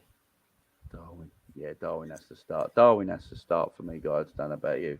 The only argument I can say for Bobby is I think this game be it the result we had, it's back at Anfield under the lights. Klopp's going to want energy. He's going to want pressing. He's going to want, he's going to want 100% Liverpool. So, and the only argument I can make for Bobby is that he drops in trying to link up and keeping the ball up the pitch, or dropping in on that Anderson fella who looks like he can ping a 60, 70 yard pass on a sixpence. Oh, mate, that's all he kept doing against Arsenal. But then, I also think if that's going to be their tactic, I expect Gomez, who it's probably going to be heading over to, just to be dealing with that every day. Yeah, I don't mind a team that's going to keep kicking it back to us, as long as what we're doing is right up the pitch. Agreed. I didn't know he was playing that. I didn't know it was Anfield. I'm even more confident now. Yeah, I didn't know it was Anfield, man. Selhurst. Yeah. It was at Anfield, man. Yeah. Oh, mate, no worries, man. Anfield's a fortress, bro. So. Give me. No, I don't want a fucking midfielder. Where's Trent gone? Where's he gone? Where's he gone? They're trying to free at the back. Yeah, I just want to see how it looks on paper, but they're not giving me Trent because they're just giving me midfielders. Bastards. Just use Curtis, man. He's got. I'd have Trent there, Robbo, midfield 2. I'd have if fit, that would be them 2 there. Play 3 at the back, then guys there. Then like that. That's how I'd do it. I think that's how we get away with the midfield conundrum right now. Then you got more spare in the thing, and it's an option. It's an option that I think Liverpool should try, maybe in a cup game, see how it goes. Because I'm surprised we didn't actually try it in pre-season. That's when you're meant to try these things, ain't it? Robbo here, Trent here. You got this back 3. Good luck getting past that. It's a good shout because Trent, that position you got Trent in there, he's there anyway. Yeah, and that can be your starting position, not here, which is a lot different. I mean, just being that further forward, that's your starting position. That means Kanate can come across, Virgil can come across, and you still got a spare centre back, and then Fabinho can come in. It gives you a bit more stability in that defense. It does mean as well that you don't have to play Hendo every game, because a lot of the reason why Hendo's playing is to cover Trent. He won't need to if he's Yeah, I mean, and if right now because he's injured, you just can put Hendo in now because he's injured, and just have that pivot. And plus, Hendo ain't running as much in this position. Neither's Fabinho. They can just concentrate on their defensive duty. And then you can get in this. Especially Diaz will be seeing Diaz in that formation will be interesting because he'd have less running to do, man. He does much.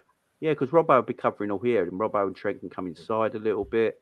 Matic can then come forward and make it a free midfield, joining these 2 at the back. The way he runs, it's an option. I've always wondered. I swear Diaz's work rate goes under the radar, bro. This geezer runs for days, man. He maybe runs too much, to be honest. He does. You can see him running himself into the ground, bro. But the only thing I'd say on that 3 at the back is it's a nice idea. I like it because it kind of protects Trent a little bit, and I think he can just do magic up the top end of the pitch. The only thing is, it's so difficult to switch from a 4 at the back to a 5 at the back. You've really got to train that. And then the other thing is, you're moving away from that press up the pitch because you've suddenly got the likes of Robertson and Trent having to press different type of positions, which can be caught out. So it's a nice idea, and it's why it works for the likes of Spurs and Chelsea and stuff, which don't really want to be pressing that high up the pitch, playing on the counter and things like that, being a bit more defensive minded. But we're too forward thinking for that, to be honest. Yeah. I mean, things like that you need to try in the off season, don't you? Pre-season and stuff like that to get them work. But it's always been our fault. With the players we got, I've always thought it's an option. But if I remember rightly, hearing once, Klopp doesn't like 3 at the back, does he? So I don't think it'll ever happen. But I'd like to see it. Just one time when we're playing like Man City or whatever, just like throw it out there. They say we've got 3 weeks. They've been training on it all week, and you just roll up to the Etihad with 5 at the back. Just see what happens. Or go 4-4-2, old school. Well, we did, didn't we? That's 4-4-2-1. I think we went Etihad last year. I think that's the only formation Klopp will go. I know everyone keeps talking about 4-2-3-1, but I literally think if Klopp was going to go another way, it'd be 4-4-2 more than 4-2-3-1, and just have 2 sitters because it keeps your fullback still doing the same job. and he'd just put like Darwin and Salah up top together or something like that. So they do have quite a nice understanding already. The thing is, we did actually go 4-2-3-1 at one point when we had Shaqiri. Yeah, And he played in there. He never played him though, did he? It's a weird one with Shaqiri, wasn't it? And then Klopp would go, "I love Shaqiri. He's a great player, and I wish I could use him more." And I'm like, well, you can. You can. I have a theory on that, man. Because you remember that part where Shaqiri was gone for ages, but he wasn't injured and no one knew what was going on. Yeah. He came back with new hair, bro. New hair, yeah. So I think that he went Turkey without asking Klopp. He went to Klopp Turkey was without I asking. like your hair and that, but you ain't playing anymore, bro. This is disrespectful. Came back with a whole crop, man. I remember. I love Shaqiri. Like, a great little player. Yeah. So what we're going on? What we're going on with this game, then, guy? I think we'll win. For me, the crowd has got to help. Sometimes at Anfield, it can be electric, but sometimes it can be. Let's face it, it can be dead. It can be a very quiet place sometimes, and in Europe, it's not. Every European game is like the highest noise you can imagine, but for some reason, some league games is a bit quiet at Anfield. And I remember James Carragher talking about that. I think it was last season, mentioning about that. It can go a bit quiet. I think the crowd have really got. Crowd have got really getting going. Yeah, 8 p.m. The louder under the crowd lights. is. Yeah, Early the game, trust me, because I went half 12, 3 o'clock, and League Cup last season. And yeah, man, it's later it gets on in the day, crowds up for it and stuff like that. But yeah, them half 12s and that, don't expect a loud crowd. It's madness, bro. Not at all.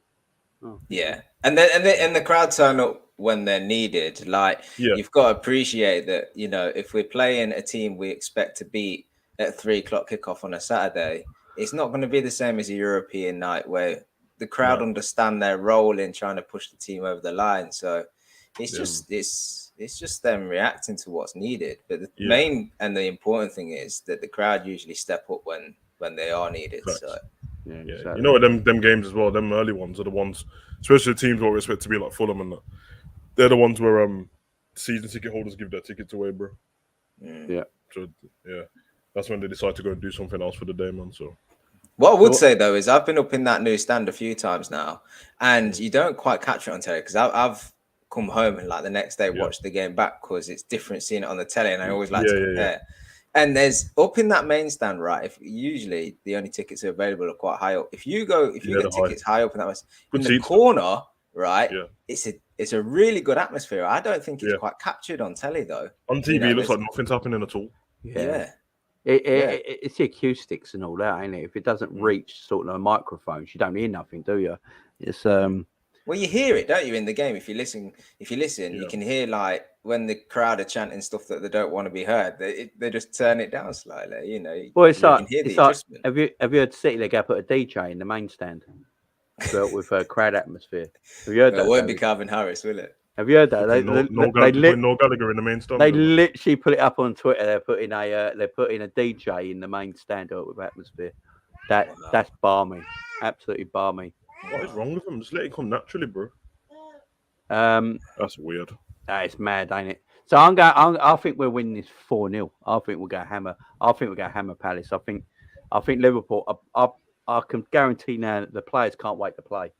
I think they just want to do some damage. I'm going 4-0 Liverpool. I think it's going to be. And if Darwin's starting, I think Darwin bags couple. I think Salah, and I think Henderson from distance to shut everyone up. 4-0's what I give earlier, to be fair. Yeah. That same. I think I said Darwin 2, Salah and Virgil. Yeah. That's what I go with. Yeah. Not wanting to jump on the bandwagon, but I had 4-0 in my mind as well. I really did. I think the boys are going to react back at Anfield. It's got everything, you know. We've had a bit of a iffy start to the season. It's only been a week. It's been a bit doom and gloom, hasn't it? But I think Monday night's going to kickstart things. You know, it's going to remind people what this Liverpool team's really about. Yeah, someone blocked this clown, man. He's the same dude who returned before, man. Steven. Injuries and that, bro. LFC injury. Don't we all love to see it? Well, if our injured team finishes above yours, my man, then your team's in bad trouble. You know what I mean? It's the same dude from before, Jay. I From know, a I month know, ago, bro. I know. He I loves know. it. He does, man. Let him go. Let him talk. Let him He's talk. definitely sleeping with his sister. I know that. Jesus Christ. Nah, he's got Dingle written all over him, man. You know what I'm saying? Darwin noodles. Oh my god. Oh my god. Right. Let's get to some of the games this weekend, because the first game we got is Saturday at 12:30, and it's the game of the two fraud managers, Steven Gerrard against Frank Lampard. And yeah, I've said it. I don't care. Steve is a Liverpool legend and a footballer, but I don't think he's a very good manager. And this one's going to be a good one, because whoever loses, I think, is in banging trouble. Is this the oldest game in football in the football league? I swear it is. Villa Everton is, yeah, with the teams that I think are in the Premier League right now. This is the oldest fixture. And I swear off the top of my head, not because I know this stat, I just feel like every time I've watched these two, it's always flipping 2-2. But so Villa are the home team. It's a 12:30 kickoff. What do we reckon, guys? What do we reckon? Everton got the new midfielder, Onana, is it, or something like that? Yeah, he's coming now. They've got Tarkowski in. They've got Connor Cody in there now. They got obviously they lost out to Chelsea last time, and Villa lost to Bournemouth badly. So if any of them lose this game, it's a lot of pressure on both managers. That's basically. Villa gave up in that Bournemouth game. It was weird. Yeah, it's bad to watch. Now, I love Stevie. He's a Liverpool legend. He's the second greatest player that's ever played for our club behind Kenny. And I just don't know about him as a manager. I think he might be too old school, you know. I rate him as a manager, to be fair, but I just find him a bit. I think he might be too old school. And the problem with Stevie is that at Villa, there's not a player there that was anywhere near his level. And when you're coaching players, that are not your level, it's very difficult. I said this yesterday on Jerry Jones' show. Look in time, how many world-class players have been world-class managers? There's only a small handful. It's only a small handful. There ain't a great lot of them. So, because they can't handle that, you're not as good as I ever was as a player, and like you're not listening, and they can't get into them, because world-class players also have a standard in mentality at the same time, don't they? And they can't get why you ain't got that same mentality. What are my kids doing? Shut the door. He's got to go with Ramsey from the start every time. Yeah, I like He's Ramsey. too good to be on the bench. And you know what? We spoke last week, I think, and we brought up John McGinn, and I said that in the Championship when he was with Grealish, he was the better player. But I watched him for a couple of games towards the end of last season.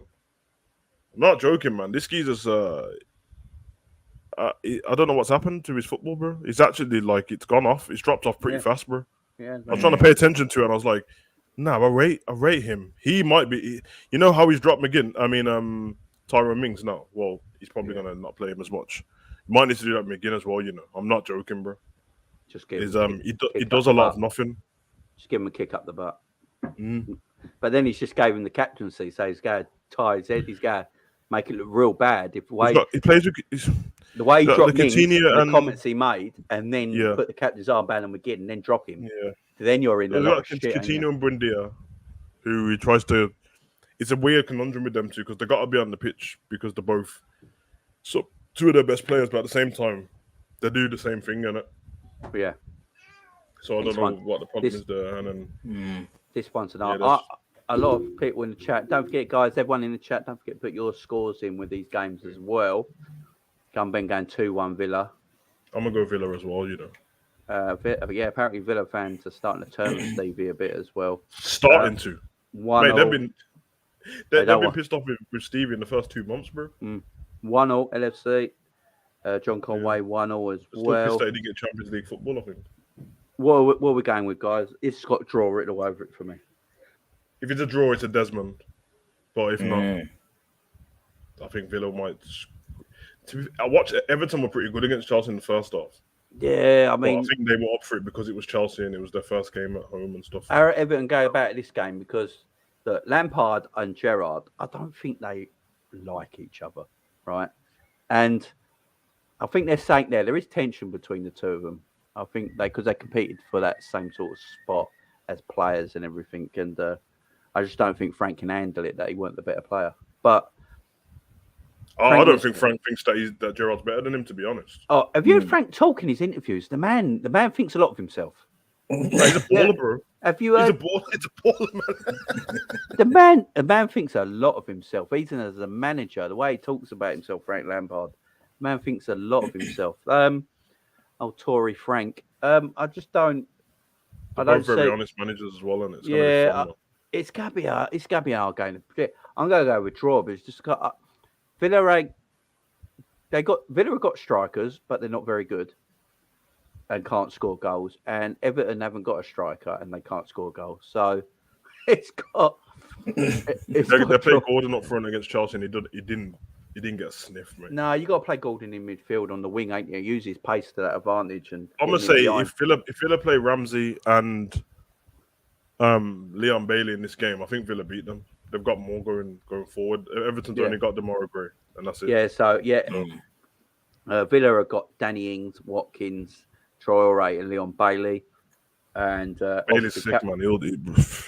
Calvin Lewin's injured, and so it's Gordon and Gray really for and Rondon, ain't it? So Rondon don't score goals, so you're looking at Gray to get, Demarai Gray in his day can score a quality goal from outside the box out of nothing, He is one of them players, but he was at Birmingham, wasn't he? Then he went Leicester, and then he went, It's funny, he's a player with like that. Yeah, you're right. Can do something out of nothing, but no consistency.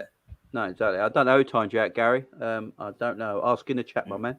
That's mad still. I'm gonna go 1-1. Savage, what you going in this game? I'm tempted for 2-2, but I think Villa get the win. I'm gonna go win. Be nice. 1-0 Villa. 1-0. Cav, what you going in this? Yeah, tough one to call. I don't think there's going to be many goals. I'm going to go 1-0 Villa, but it's funny, just circling back to the Stevie talk. I'm quite pleased he's gone to Villa because it's a proper test of his managerial qualities. Yeah. It's a team that can spend money and have that. There's no pressure for them to get top four or any kind of madness like that, but do want to get Europe. I thought it was a perfect place for him to be successful, but also as Liverpool fans to assess how good he really is. Yeah, and so far, not that impressive, is it? Mm-hmm. So, he's if he's not already, he's under a lot of heat. But I think they scrape it this week, 1-0. But not purely because they do have bits of quality in their team. They can put it together. Whereas I generally think Everton. I mean, you just spoke that front three. That is terrible, man. If you hang your hopes on Rondon. Yeah, can you imagine? Speaking of, you know what? Like, it's mad because with Stevie, arguably that Wolves would have been the better team for him to manage. I'm not even joking. I know that from the outside, it doesn't seem like Villa apply much pressure and they're not expected. Trust me, in this city, bro, these Villa fans are deluded. Yeah, but Villa is a big team. Like they're. Oh man, don't give them this, bro. The won the Champions League back in when Jack the Ripper was running around and the family support them. But apart from that, bro, these lot, mate, they. I'm not even making this up, bro. You argue with Villa fan, they will bring up the Champions League from back then, bro. Yeah, I can understand. They're just a mess. Wolves would have been better. Wolves have no pressure. It's stalled in the Midlands, and they will be attached, to the. Well, it is what it is, man. Villa fans are a bit deluded, to be honest. So, I couldn't give a shit.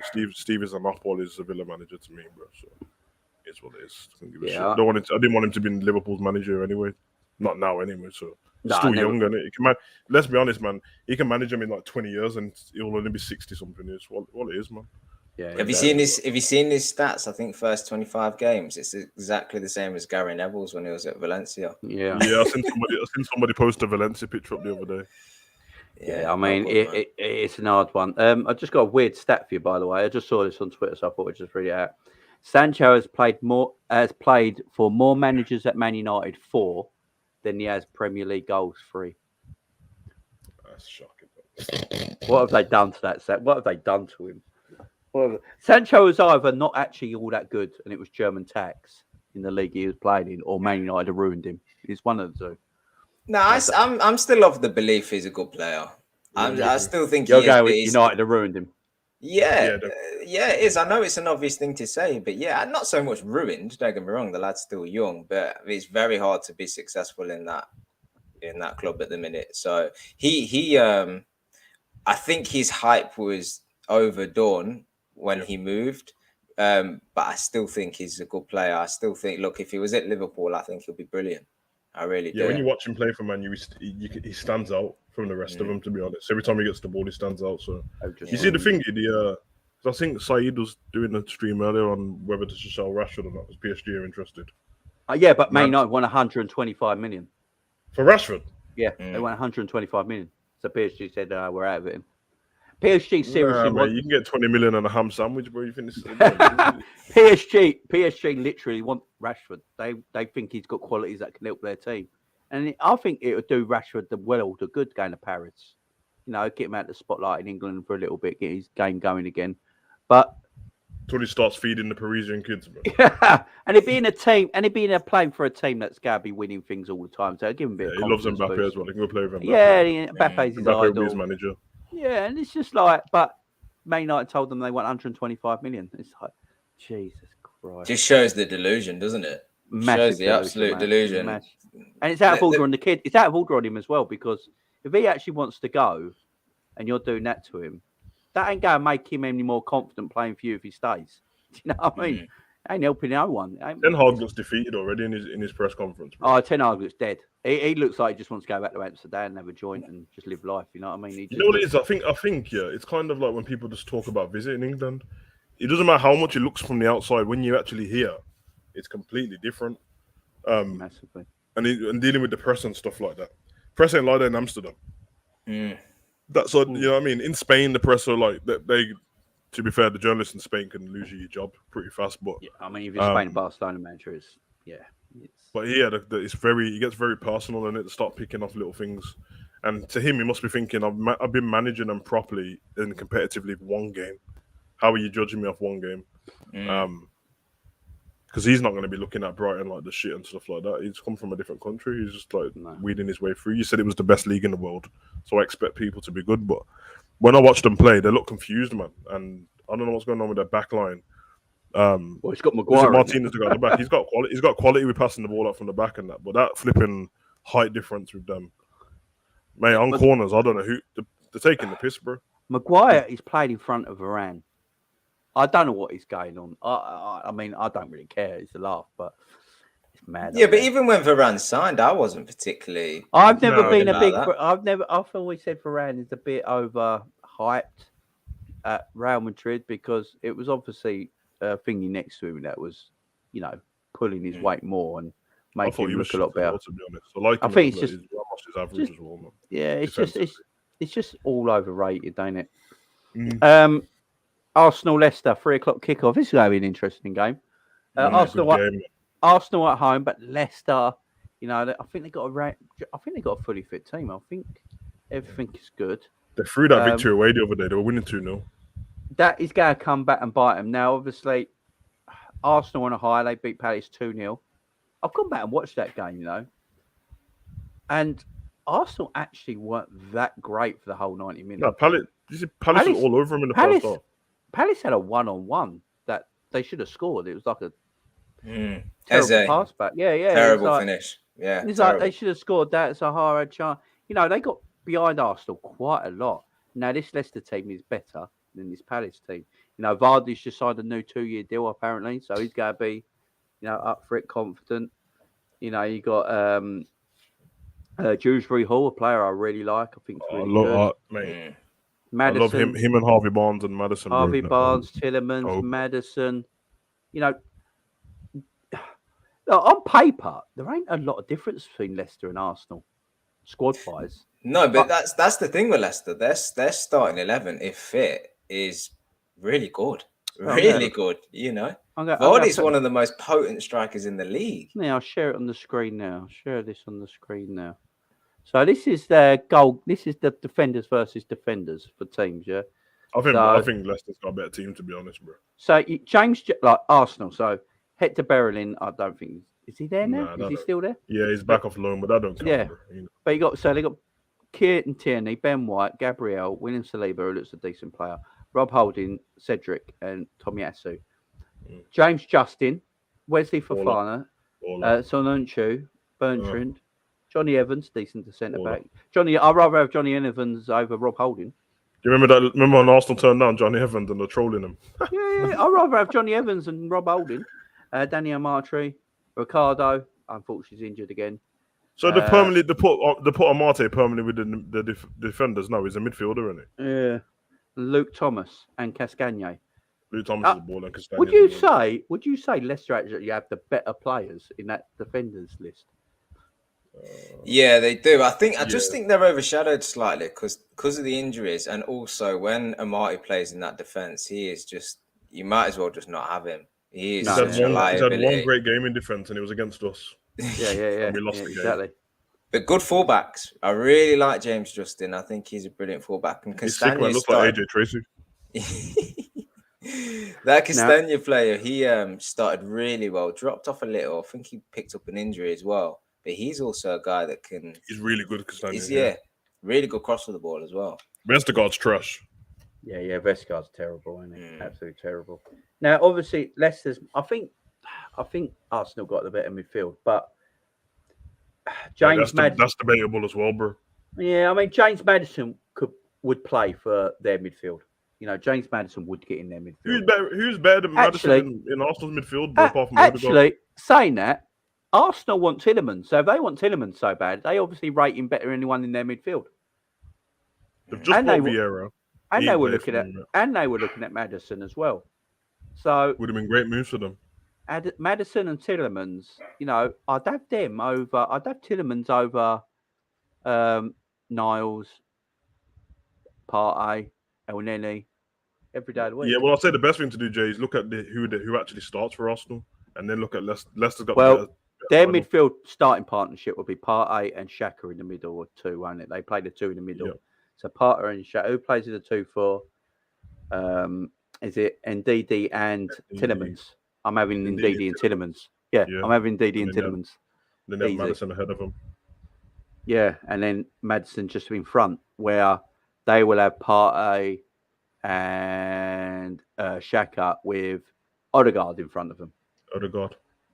So Odegaard and Madison things may debatable. Odegaard's a bit underrated, to be honest. He's a baller. Yeah. So that's who would you have, Kev? So we're saying Arsenal's midfield three is more than likely going to be Partey, Xhaka, and Odegaard in front, and then Leicester's Tielemans, and Ndidi, Madison. Leicester's for me. Partey's a really good player when he's at his best, but he can drop below his usual standard quite a lot. Well, not usual, his top standard quite a bit, to be honest. Xhaka is a liability. It can't be trusted. No. And then for Leicester, look, Madison's a brilliant player. Dewsbury Hall is silky with it. You know, Ndidi, if you know, he has his injuries issues, but if he was fit for an entire season, we'll be talking about one of the best DMs in the league, to be honest. If he was fit for if he carried on being fit, I'm sure that we would have went and got him or something, man. He's a baller, man. And Tielemans, you know, Tielemans great going forward, got a good shot on him. Dewsbury Hall is one of the most dangerous players on that pitch, bro. Dewsbury Hall. He pulls out these goals from nowhere, bro. Like, did you see his goal on the weekend? Yeah. There was no reason for him to shoot from where he shot from. Banger, bro. He's a baller, man. Yeah. I think Leicester have a more balanced midfield when you look at all of the players. Yeah. But I would say that Arsenal have more players in their side where their potential, their ceilings are higher than perhaps the Leicester players. But hey, that's only potential, isn't it? Yeah. Sorry, I was just reading Anna's comment. Is it just me, or is Arsenal's manager used as a mould for Ken's dolls? Lego head. Yeah. Arsenal 2-0. I think Saliba will make Arsenal solid at the back this season. 2-2, Gary. What are we going here? I'm going to draw. Listen, Saliba's really good, but I'm going to jury's out on him still. Man. Flipping out. One game, I know. Where's the best? Well, because Van Dijk gave away a penalty and Saliba had a great game. It's already Saliba's already caught Van Dijk. We'll speak about him halfway through the season. See what But Arsenal's clean I'm sheets saying. going to go 2-2. I think there's goals in this game. I think there's goals on both sides. I'm going to go 2-2. I'm going to go 2-2. Another draw for Leicester. Cav? Yeah, Jesus is busy, man. He's very busy. And Zinchenko played pretty good as well. So,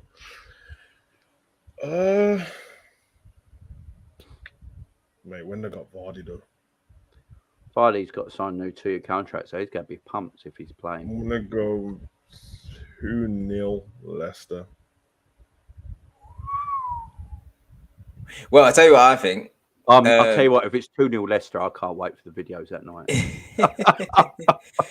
I don't know what it is, but I just got this feeling with Arsenal at the minute. I feel like they're just going to have a really good start to the season. I'm going to completely contradict what I've just said because I just said Leicester's midfield is better, but I think Arsenal win, and I think they win 3-1. I just think early in the season, sun's shining, early kickoff. I don't know. I just get this feeling that that's Arsenal. You know, when they're confident. This is the game they had last season, isn't it? Yeah, they can play well. I think I've said it a while. I think Arsenal will start well, but then die off. Yeah, I think that's what will happen to Arsenal. I think they'll start the season really well and then sort of drift off to nothing, like they do every year. Because at the moment, there's no pressure. Arsenal, when they play with no pressure on them, they always look really good. Do you remember when they can't never make the top 4? You know, it's like March time and they're already out their top 4 and they're always going like a 7-game winning streak to finish off the season because the pressure's off them because they can't make top 4 no more. And then everyone gets gassed for the following season. Yeah. It's the same. It's been the same with Arsenal. Till that changes, I'm never going to change my opinions on Arsenal because that's always been the case for the last few years. So, I'm going for a draw. I think, I think, I know I said before, like previously, and I know that I got trolled on that because I said that I don't dislike Arteta. I think I can see what he's trying to do in that.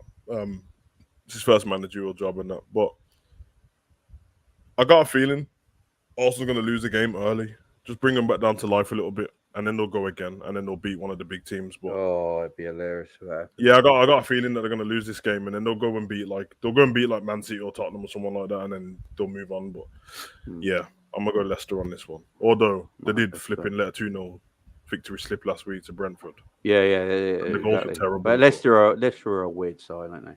I'm going. So we've got 1 draw, 1 Leicester, and 1 Arsenal. So this next one, another 3:00 kickoff. This one's going to be an hard one called Brighton Newcastle. Obviously, both had big wins in their first games. Newcastle beating Forest at home, and Brighton beating Man United away from home.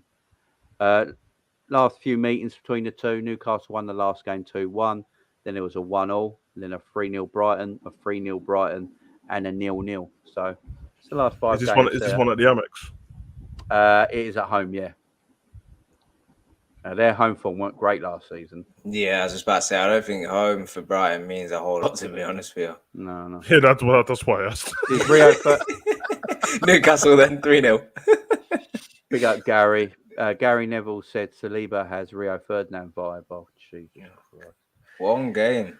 Wow. One game. Jesus. And mods, make sure you do your thing. I have a feeling that Newcastle's going to be the team to start the best. I think they might win like the first 5 games or something. I'm going to go Newcastle to win this. 1-0. Brighton versus Saudi Arabia FC. Oh no! You know what? 0-0. 0-0. 0-0. Yeah. It's got 0-0 written all over it. Kev.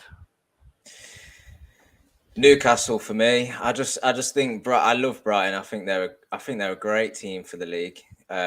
Like Potter, like the football they play. I just think they had a really good result last week, and I just think it will level itself out, and Newcastle will get the win. I don't know what makes Newcastle so good. Obviously, they've got some decent players in there, but I think they'll. I'm not sure if it's overachieved. I see them winning this game, and I can't quite make an argument why, because they're probably so level. It's Eddie Helmer. He's got, he's very he's very self-aware when it comes to the players he's got around him, and he doesn't try and overdo it. Try and have them doing something they can't do.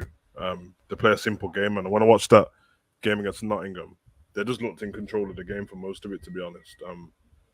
And they still haven't gone and brought another striker either, which is quite rare to me, man. I thought they would have brought somebody. Yeah, that's surprising. Because Callum Wilson, he's actually a baller, man. But you know, he probably got 3 games before he gets injured again. Yeah, that is very true. So yeah, I think Newcastle might get this win. I think they might just take the 3 points because I'm just going on Brighton's home form from last season. If that continues that way, I think Newcastle. Yeah, I'm gonna go Newcastle. It was quite funny when we done the league review the other day. We all made jokes about Danny Welbeck, and then he turned up on the weekend and like he looked decent, didn't he? He looked decent. So what are we going for? So I'm going Newcastle to win 2-0. Savage. 0-0. 0-0. Cav. He is quality. 2-0 Newcastle. Yeah, Callum Wilson's a big factor. He is a good striker when he's fit. Yeah, definitely. So where's Mopezi? I have no idea. They normally start him, innit? They normally start him over Welbeck, but he's average. Right, this one won't take long. Let's just do what's the score going to be? I'm going 7-0. Move on. Yeah, I'm going 7-0. Yeah, Haaland's going to score 5, isn't he? Yeah, I'm just going battering. I'm just going 7-0. So with that being said, 1-0 Bournemouth. 1-0 Bournemouth. If that happens, put some money on it. Honestly, this has the potential of frigging being a 10-0. It's 14-1. This could blow records. I'm putting a tenner on it just because. I'll waste a tenner, man, because if it comes in, it's nice, isn't it? And if you put Kane in your fantasy league instead of Haaland like me, then you're absolutely in the mud because right now you know you can't get Haaland in. No. Oh, man. So what we're going for? I'm going 7-0. Hold on, who's the Bournemouth manager? Scott Parker. Scott Parker. It's gonna be 1-0 to Bournemouth, bro. I'm telling you, bro. I tell you what. Remember it, and if it's wrong, then don't talk to me about it. But Dominic Solanke, is that what you're saying? Yeah. If Bournemouth win this game, right, and we beat Crystal Palace, that puts us above City in the league, and then everyone can shut up about that first game of the season, can't they? You know, it's just. But I just don't see it. I see this being a massive hiding. I really do. And said 5-0 after 40 minutes. You know it's going to be as well. You know it's going to be. It is going to be. Oh, it's going to be horrible. Scott Parker's going to shut up shop. You remember when Scott Parker, when he was Fulham manager and they played against us, and they just shut up shop, and we couldn't get through them. That's what's going to happen, bro. Cav, Anna's got a point here. Why'd you put Kane in the FPL in August? Yeah, that's silly, man. I know. Doesn't score in August.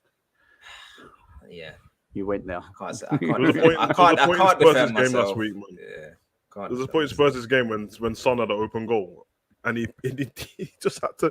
All he had to do is pass it to Kane, square it to him, and it was like Kane lost his mind, bro. I've never seen him shout like he did on the weekend, bro. He pissed. Big up, Son. Imagine being me then that had both Kane and Son in his fantasy team, and now. Jesus Christ! Right, I'm going. So. We're all going, obviously, City by a big margin, apart from Savage just going 1-0. Yeah. You know me, bro. I'll go against the grain, bro. Come on. Southampton, Bournemouth. Southampton, Leeds, sorry. I'm going Leeds. In this game. Southampton in trouble. Yeah, you're quite high on Leeds this season. I don't remember you said in the preview. Apparently, Ralph could be sacked any minute. I don't know if you saw that going around today. So, I fancy Leeds here. I think this is tailor-made for Leeds. I think Southampton will come out and play at home, and because of that, I think they will leave a lot of gaps that Leeds will exploit, and I think Leeds will get the win here. I'm going to go 3-1 Leeds. How can Ralph be on the brink of sack, right? Oh, no, the guy has lost 9-0 twice and survived. What? How can he? One game into the season, how can he be at risk already? I reckon the owner was just. He never even knew the teams have been playing for 2 years since he's been there in charge, and just like, shit, we're this bad. Imagine to sack him and get Poch back. I don't think Poch should go to Southampton. He didn't leave him on bad terms, did he? Poch is waiting for the Chelsea job. I'm telling you. Yeah, you're right. He's waiting. What is he achieving by going Southampton? He's waiting for Tommy Tuchel. What was he achieving by PSG and that flipping dead keyring trophy they got? I'm saying I can see Puchel. I could see Puchel. Put them both together. I can Puchel. I can actually see Poch at Chelsea. I really can. Yeah, it looks like although I don't know that Chelsea chairman knows what he's doing with football, to be honest. So No, he that's probably why I didn't could. even realise. That's why I could see Poch there. Yeah. Leeds 3, Southampton 1. That's what I'm going with as well. Southampton 1, Leeds 2. I'm gonna go 2-1 Leeds. Southampton. 2-1 Leeds. 1-0. 2-1 Southampton. 1-0 Southampton. 2-1 Leeds. 1-0 Southampton. 2-1. I'm going 3-1 me. And Cav. I'm agreeing with you, Jamie. I think 3-1 Leeds. I think Bamford, am I right in saying he's still fit, isn't he? Survived one game. Yeah, so he's still there. Him to get on the score sheet. And that fitness is going to run out in 4 games, bro. Yeah. Isn't that Rodrigo player? Isn't he such a strange player? Like, whenever I seem to watch Leeds, I think he's brilliant. And then he does nothing. You know? He's got all the talent. He's got all the talent, but he just doesn't. He's not a young player anymore, though, has he? He's been around. He's been around the game. He's been is he 30? Jesse Lingard syndrome, man. Yeah, he just looks young. Wolves, I'm gonna go 1-0 Southampton. I think they started well against Spurs, to be honest, but Southampton had a good 20. They had Leeds are more their level, so Southampton had a good 20 minutes, but then they just completely crumbled. And no, I think Leeds can hurt you. I think Leeds can hurt them. So who are you having? Who's scoring then, Savage? If you're saying Southampton. No, I'm going Ward-Prowse again, bro. Freaking. No, you can't go 1-0. Pick someone else. That's the only person who can score. That's the only person who can score for Southampton. Is Ward-Prowse. There ain't no one else. Now I'm gonna go Oriol Romeo, bro. He's gonna score this. Oriol Romeo. Oh Jesus Christ! There's one goal in 6 years, and we are really hitting the barrel here, ain't we? We are really hitting the barrel. Southampton are a mess, man. That attack is terrible, bro. You know what? Call Walker Peters 1-0, bro. That's it. There you go. Call Walker Peters. Redmond's still around. Yeah. Redmond's still around, man. Yeah.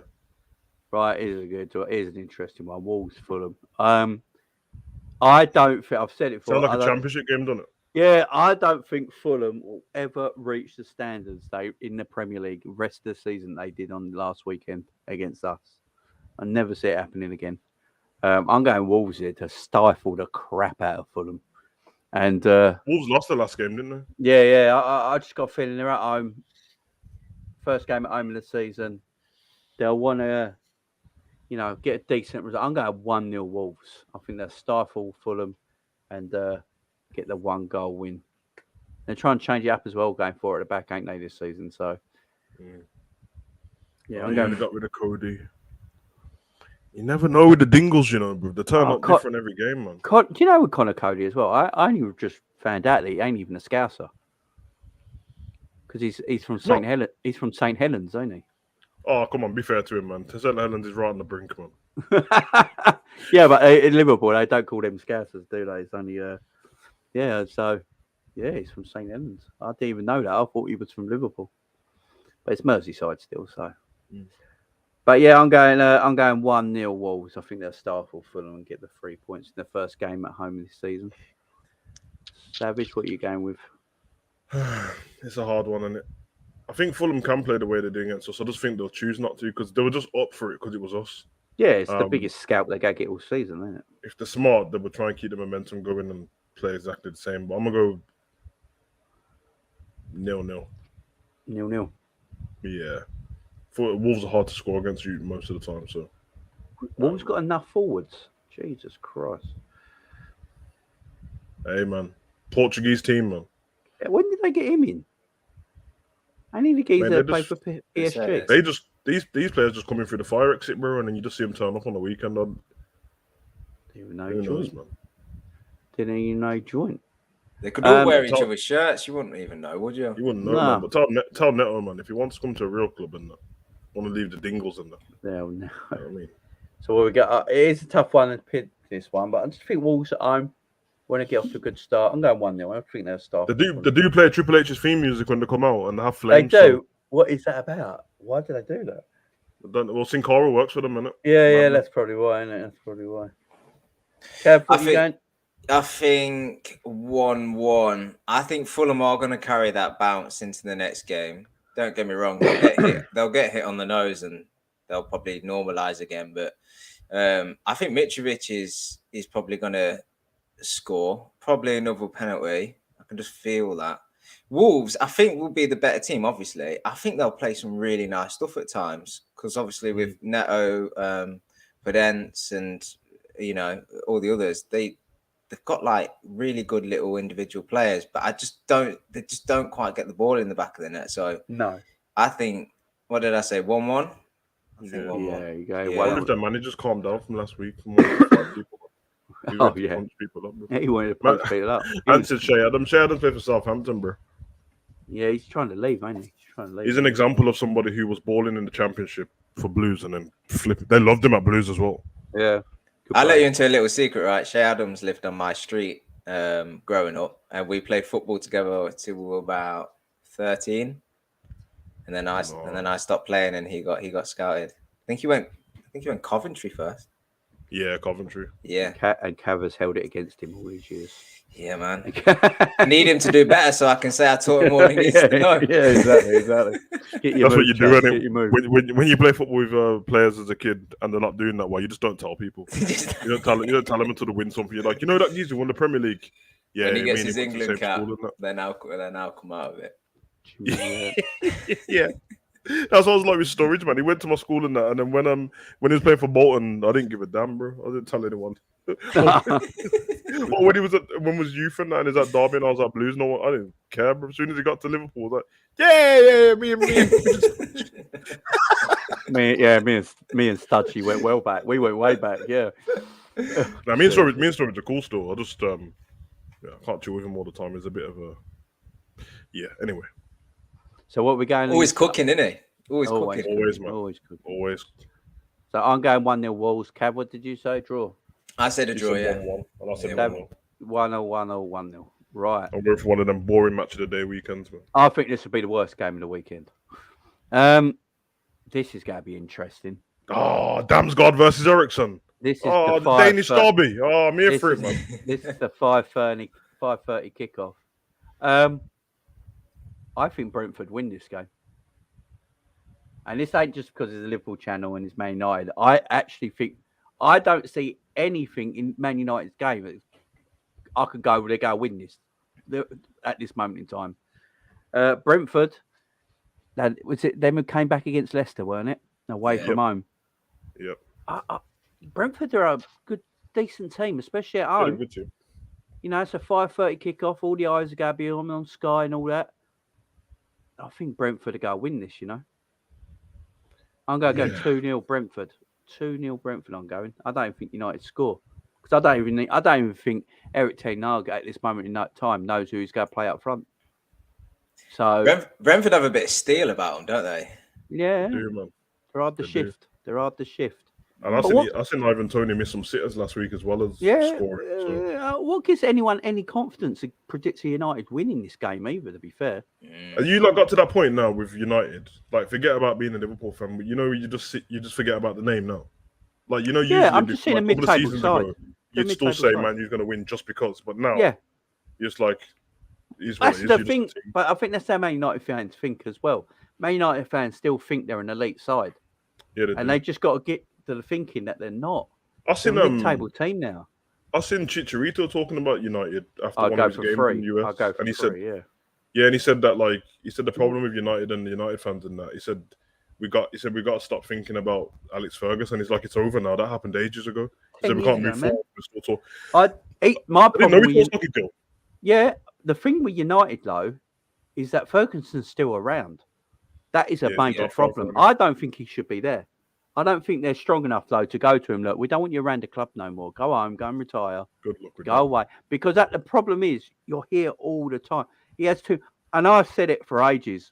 When Solskjaer first came in, I said when they were getting good results, I said Ferguson was coaching that team. It's the reason why Ronaldo's there, isn't it? Yeah, and Solskjaer was the face, but behind the scenes, I'm telling you, Fergie was coaching that team because I saw a lot of Fergie ways in them games they win on that winning streak. It was very Fergie-like, the way they were set up, the tactics and all that. I was like, no, this ain't right. Any man who chews gum like him, you ain't getting in that stadium. And I think it's a major issue. I just can't say I don't look at Man United as that team anymore. When they play on the weekend, I go, right, it's a Man United win because they're Man United. I just can't see that no more. I look at a team that doesn't have a very good players. They play Christian Eriksen up front, who they got for a free as a panic buy. This ain't a very good side. Mate, I'm at the point now where, like, even when people, normally you're having conversations and you start saying, nah, Chelsea's going to do good and then United will be back. I'm kind of at the stage where I'm like, will they? Because take away that COVID season when everyone was dying and they finished second, like by 15 points behind Man City. Mate, they're kind of dead food, but they were dead in Europa League as well. Yeah. Tony against Maguire. Tony's going to mock him, man. They put it in the Arsenal documentary, innit? Ivan Tony's tweet, and Arteta was losing his mind. He brought it up on the smartboard, and he's like, guys, this is what Tony said after the game against you guys when we won. And then he had Tony's tweet, and it said, he was after to just beat Arsenal 3-1, and it said, nice kick around with the lads. It's like, he thinks it's a kick around. I'm like, fuck's sake. Jesus Christ. Great documentary, by the way. Big up. But it's good, isn't it? It's a great documentary, bro.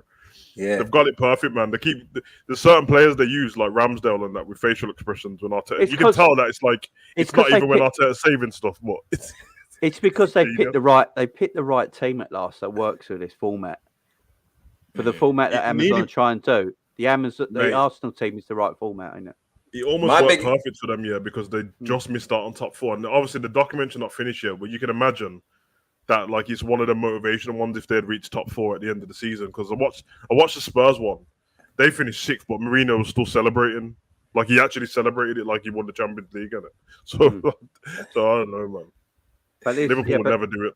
Them Arteta team talks are doing me though, man. Like when he just spends like the first 5 minutes sketching. That is Tony Hart. Wait, have you noticed as well? When he sketches, he'll pick a player out and ask him a question, and they always get it wrong. Yeah, I know. Why is he drawing? Why is he? The last episode, he was drawing a road. A road, and then he said, "What's 5 minutes?" And it's like, "This is a journey." I'm like, "What the fuck?" Why does he need to draw? Why does he need to draw? Why can't he just talk? Well, he's a weird man. He's a weird man. But it's quite funny, man, because you can see that. You can see what he's trying to do in that. I like watching like players like Saka and that. When you watch that documentary, it takes you out of it being a football fan, and you're like, oh yeah, Saka is like a kid, isn't he? He's actually like a kid. Yeah, you see him like trying to learn stuff, and he's always listening to things, and he kind of translate on the pitch and stuff like that. But it's a funny, bro. That is a funny documentary, man. Fuck's sake. Oh, man, I love it. It should be called Nothing. Yeah. But yeah, look, Man United go with McFred in midfield again, and they don't play Ronaldo. I just can't see how they go beat. I don't think they'll play Thingy in false 9 this time. Eriksen, that was stupid. I don't understand why they just didn't play Bruno Fernandes as a false 9. In the second half, it was in defensive mid. Yeah, it's just mad. It's just mad. I think Ronaldo starts this game because they're going to need a win, ain't they? But I'm going Brentford. I'm going Brentford 2-0. What was the Brighton score? 2-1? Yeah, and it should have been more. It should have been more. Well, let's face it, Brighton. I have this feeling, yeah, that this one could be an embarrassing loss for them. Like, I know the Brighton won at home 2-1, but I feel like this could be one of them ones where, like, someone gets sent off and then it's just 4-0 Brentford. You know, like Brentford did to Chelsea last season when they battered them. Yeah, I'm not going 4 Brentford, bro. 4-0 Brentford. Kev? Dam's got to score on his debut as well, bro. He's got a banger on the house. 2-1 Brentford. I think they gave too much. Yeah, I think they will. I think they can see that United are just like a bit of a wounded animal, and I think they'll just steamroll them. To be honest with you, if I'm being honest. Do you know one player that I find really interesting from Brentford? That guy that plays behind Tony, is it Mbeumo? Yeah. He runs his arse off, doesn't he? Yeah, but like he's really techie. Like, I watched him more in the Championship, and I thought he was brilliant. And since he's come to the Prem, he does in moments, but he's not been great. I really liked him when I watched him in the Championship. But yeah, he's a good man. Yeah, big up Demo. Yeah, we're all going for a Brentford. Well, I just can't see any other way. Listen, they've got that protest planned for the game against us, which is the week after. Oh, Just add fuel to it, man. Add fuel to it. They're gonna do it anyway. If they lose to Brentford, then they have to play us at It's a home the weird next one, isn't week. it? Because They get beat bad. they're protesting against the Glazers, but like, what's going on on the pitch against certain teams? It's not the Glazers. That's just what's going on the pitch. You can sort that out. Like, you still got good enough players to beat certain teams. But I do want, like, take away the Liverpool thing. I do understand why they hate the Glazers. It's a weird. Yeah. They borrowed so much money against Man U. So even if they leave, they've been in debt the whole time, isn't it? It's because they're on the stock market, ain't it? It's because they're on. Yeah, I think they're 600 million in debt. I think even if they sell the club, they're going to be in debt still. So that means the club's going to cost more money. It's a weird situation they've got going on there. But if they keep coming out with them Norwich scarves, bro, I don't know what they're expecting, bro. They want Delia Smith to come out. Where are you? Oh, I know. Stupid. Fucking green and gold. You change your kit to green and gold, or just wear a red flag, you idiots. Oh, it's mad, ain't it? They could get Chicharito to come back and do that. Have you heard that guy's voice? He sounds like I did not know he sounded like that till I heard that the other day. He shouldn't talk again, should he? He should get Paul Heyman to do his interviews. Game that no one cares about. Forest versus West Ham. I got West Ham winning this. I've said it already. I don't think Forest are going to win more than 5 games all season. 3-0 West Ham. Yeah, I'll go 3-0 West Ham as well. I actually think West Ham just played shit against City because I think they just gave up before the game even started to be. Well, that's what Moisey said. He couldn't understand it. He was disappointed them. Yeah, because it doesn't matter what your manager says to you. As a footballer, you know in it. Your team knows they have conversations behind it. It's like the worst thing I hate in football is when people say it's a free hit. It's disgusting. It's a disgusting mentality. It's no such thing as a free hit. No such thing, bro. It's stupid. No such thing, because that free hit, what you're talking about, could keep you in the Premier League. Yeah, exactly. But I just don't see Forest. I only see Forest winning in 5 games all season. I think they got struggled. Yeah, I'm with you, man. I think they might have a bit of a Norwich type season. So I'm going to go 3-0 West Ham. 2-3. Bowen gets on the score sheet on this one. Yeah, full house. 3-0. Yeah. I think Samaka might get a goal in this game as well. I think he'll get a goal in this game. Antonio out, is he? I don't know. You never know with Antonio. The man limps every game, so he could be fit. Man, he always looks injured or anything. Forest at home. Forest at home, yeah. Sherwood Forest and that, man. Robin Hood. Yeah. Forest just bought their 500th new player in Dennis. How would they gel? I know. Yeah, they got Dennis in, didn't they? Which Dennis? Emmanuel Dennis? I think so, yeah. And, what? He's a baller. I just don't think it's going well. I can't. West Ham all day long. And then we come to let's face it, it's probably the game of the weekend. Crystal Palace Chelsea, versus Tottenham. Anna's in the chat rubbing her hands at this one somewhere. Yeah, there you go. So Chelsea versus Tottenham. This is going to be a heck of a game. I don't know how to call this one. So 2-0 Chelsea. I think Chelsea will make it very hard for Tottenham because what we know with Tuchel is not going to give Kulusevski and Son any space to do what they do on the pitch. He's going to go that back 3. He's going to play Jorginho and Kante in the DMs, and they're not going to give them any room. Hold on. Both of these play the same formation. Both teams. Basically, yeah. And they're both defensive managers, isn't it? Cancel each other up. Kovacic is injured, ain't he? Apparently he's injured. Yeah, he's injured. But yeah, I think Chelsea. It's going to be a difficult game. I can see Chelsea. Tuchel's just not going to let them forward players have that much space. And if Kulusevski doesn't get the space and Son don't get the space, it's going to be very difficult for them to do what they need to do because then Tottenham haven't got the midfielders to cause an issue. When Chelsea are looking at, if they play Højbjerg and Bentancur like they seem to be preferring, them two are not going to cause the biggest issue. So yeah, and then Sterling up top with Kai Havertz. He's on it, he was their best player against Everton. Yeah, I mean, Do you know what? I think both teams got to play counter-attacking football, and it's got to be a 0-0 draw. Yeah, I think they're going to cancel each other out, but I think the fans are going to be so up for this one. I mean, they hate each other, innit? Yeah. Tottenham, Chelsea hate Tottenham. Like, can't stand Tottenham. Because I remember when Leicester won the league, is because Chelsea beat Tottenham in it. I remember that game. That's the game when Hazard done nothing all season, and then he popped up with 2 goals. Yeah. They hate each other, man. But I think Anna's got a point. She said she don't know what Spurs is going to turn up, and yeah, it doesn't have as strong as 11. From that Chelsea game, and it's only an inkling of what I feel like. They've got that thing about them where they look like they're not going to play very well and still win games for a bit. I mean, they did that a lot at the beginning of last season as well. But Sterling looked busy. When Gallagher came on the pitch, he looked good. Broha looked good when he come on the pitch. So did Cucurella, to be honest. They all look like they've just been playing for Chelsea for a minute. And to be fair, Koulibaly and Silva look good at the back. But you'd argue that Tottenham are just equally as well at the back as well. So I mean, I can see Chelsea playing Jorginho and Kante together, playing Mason Mount just in front of them, and then Sterling and Kai Havertz up top, and just play counter-attacking football. And same with Tottenham. That's why I just think I could see a draw, or one of them when they get late. If Son and Kane's on it, it's a problem for Chelsea. There was a question asked on the from the Big Six guys, so credit them. Yeah. Is Son, Kane, and Kulusevski the best front three in the league? Right now, yeah. I can't call that after one game.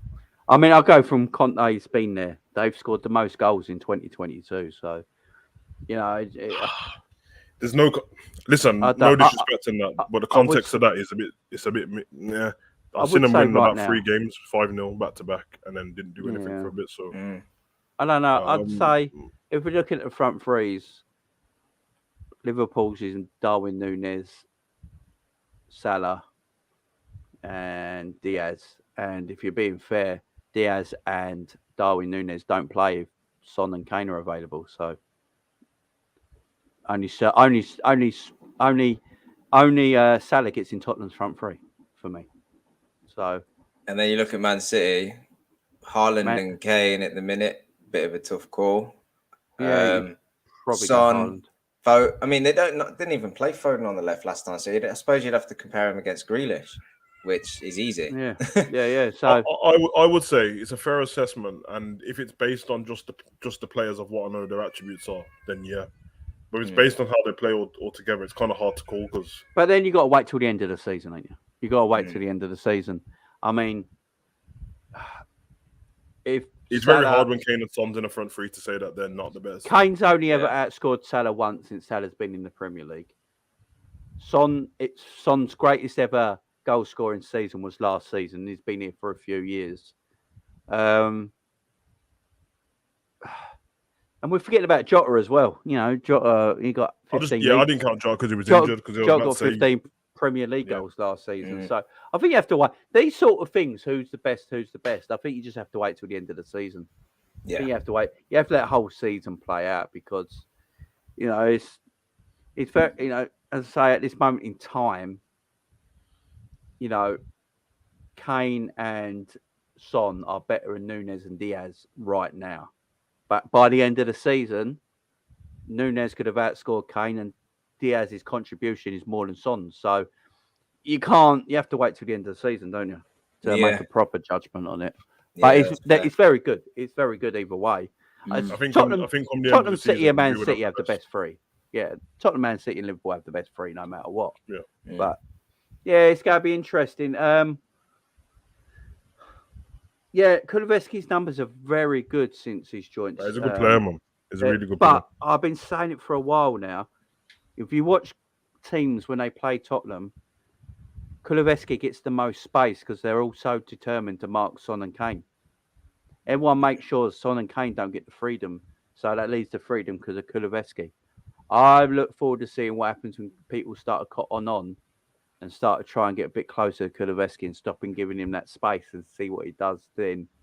So, I mean, look at Salah. Salah had no space whatsoever, and he's still always top goal scorer. So, to be fair, back to what Kev said, I think, you know what? I'll say one thing: they're the most clinical front three in the league. Oh I'm yeah, just thinking of them. Son's Like, super. when any of them Son's three get a chance, that's why when they beat a team and it's like 5-0 and that's why it's that scoreline because yeah, I think Son's more Liverpool clinical get and the Kane. same number of chances as Spurs, and we'll go win the game like 2-0 or something like that. They'll batter you. So yeah, I'll give them that. To be fair, Yeah, I we think won't Son mean might shit be. at the end of the season because they ain't gonna finish higher than us. I think Son might be more clinical than Kane the last 2 years. Well, yeah, I mean, he was joint top goal scorer last season. He didn't score a penalty goal, did he? No, he's Son's super. That penalty thing really does my tits in, though. Well, you know when they say, "Oh, he didn't score a penalty" and all that. Well, what's that, man? You know, it's an art taking a penalty. It's literally an art. I'll be any Joe and just take a penalty and think you go score. Like Messi, the best player I've ever seen is Messi. Do you know how many penalties that man's missed? Messi's shit at penalties, bro. Yeah, and he's like the greatest footballer of all time. He's better at free kicks than penalties. Yeah, his free kicks are ridiculous. But penalties is an art. I mean, Matt Letizia only ever missed one in his whole career. I mean, it's just. I think the all-time Premier League record, if you take penalties away, Les Ferdinand's top of the penalties. the most goals. Yeah, penalties is just. I think if you score a goal, no matter what, I don't care if it's a free kick, a penalty, in normal play, whatever. As long as you score goals, put the ball in the back of the net, does it matter where it comes from? I don't think it matters. Not really. I don't think. Because that's like when you start comparing if somebody scores shit tap-ins or what. Doesn't really make a difference. So when people, when people say we would have beat you, but Alisson played good. Yeah, well, no shit. He's part of our team, you idiots. Without him, we'd have 10 men. So what? I don't even know why people say shit like that. Our best penalty taker don't even take the penalties. True. Fabinho. Yeah, and then you got Milner who hardly misses penalties either. Yeah.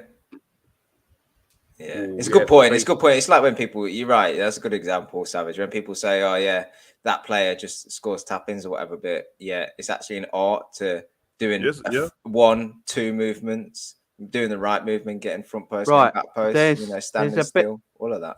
There's a bit of news in Twitter tonight. Demo's just put it there. I'm just looking now. About Matthias Nunes. I'm just looking around now. Let's go to Paul Joyce on it. Yeah, he hasn't put nothing up yet, but I will be fair to some people that put things up about the other Darwin Núñez and Luis Diaz. They got it completely right, and it's the same people, again. What I said.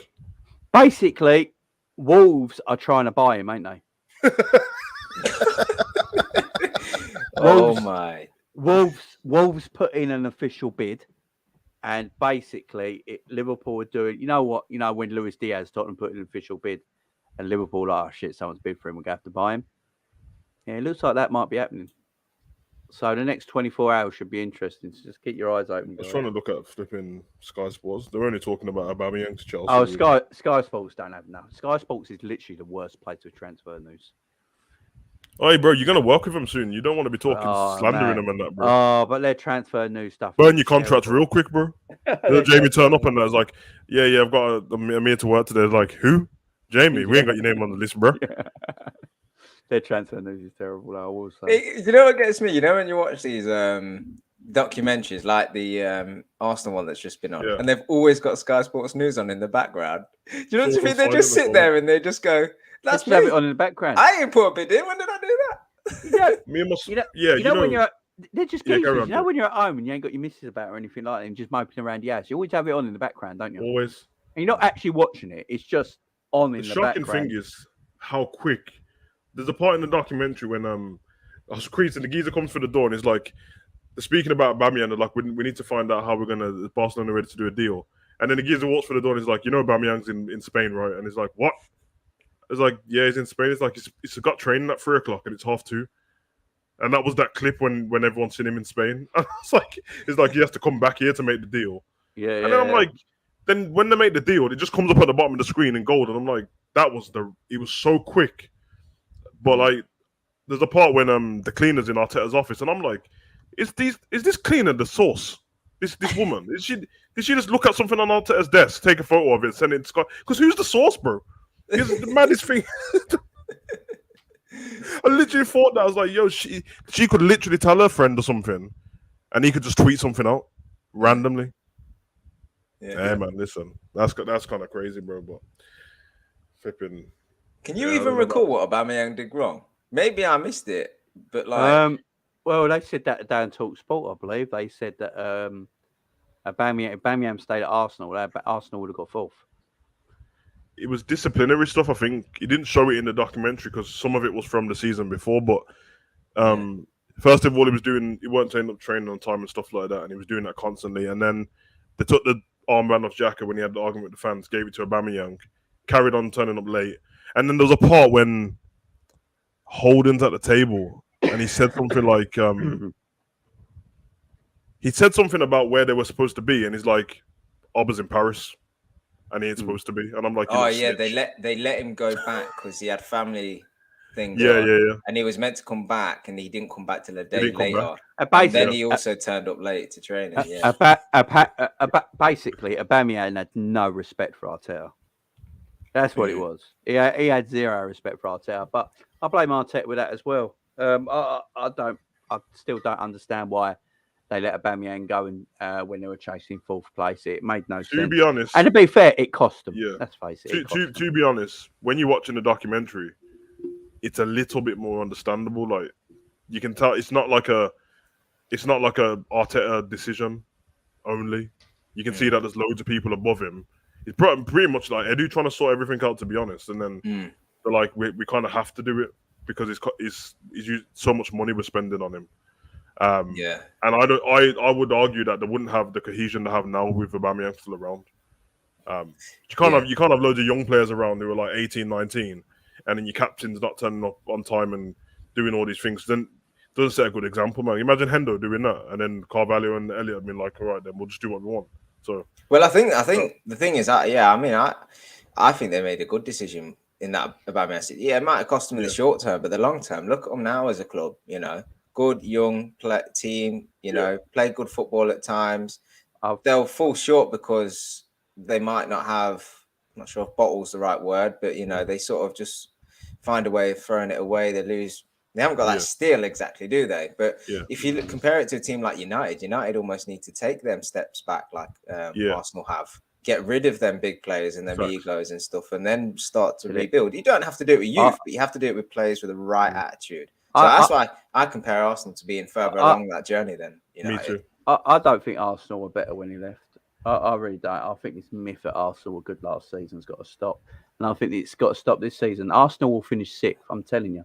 There'll be no difference. I've looked at their squad, and it's just not great. Their bench was shocking.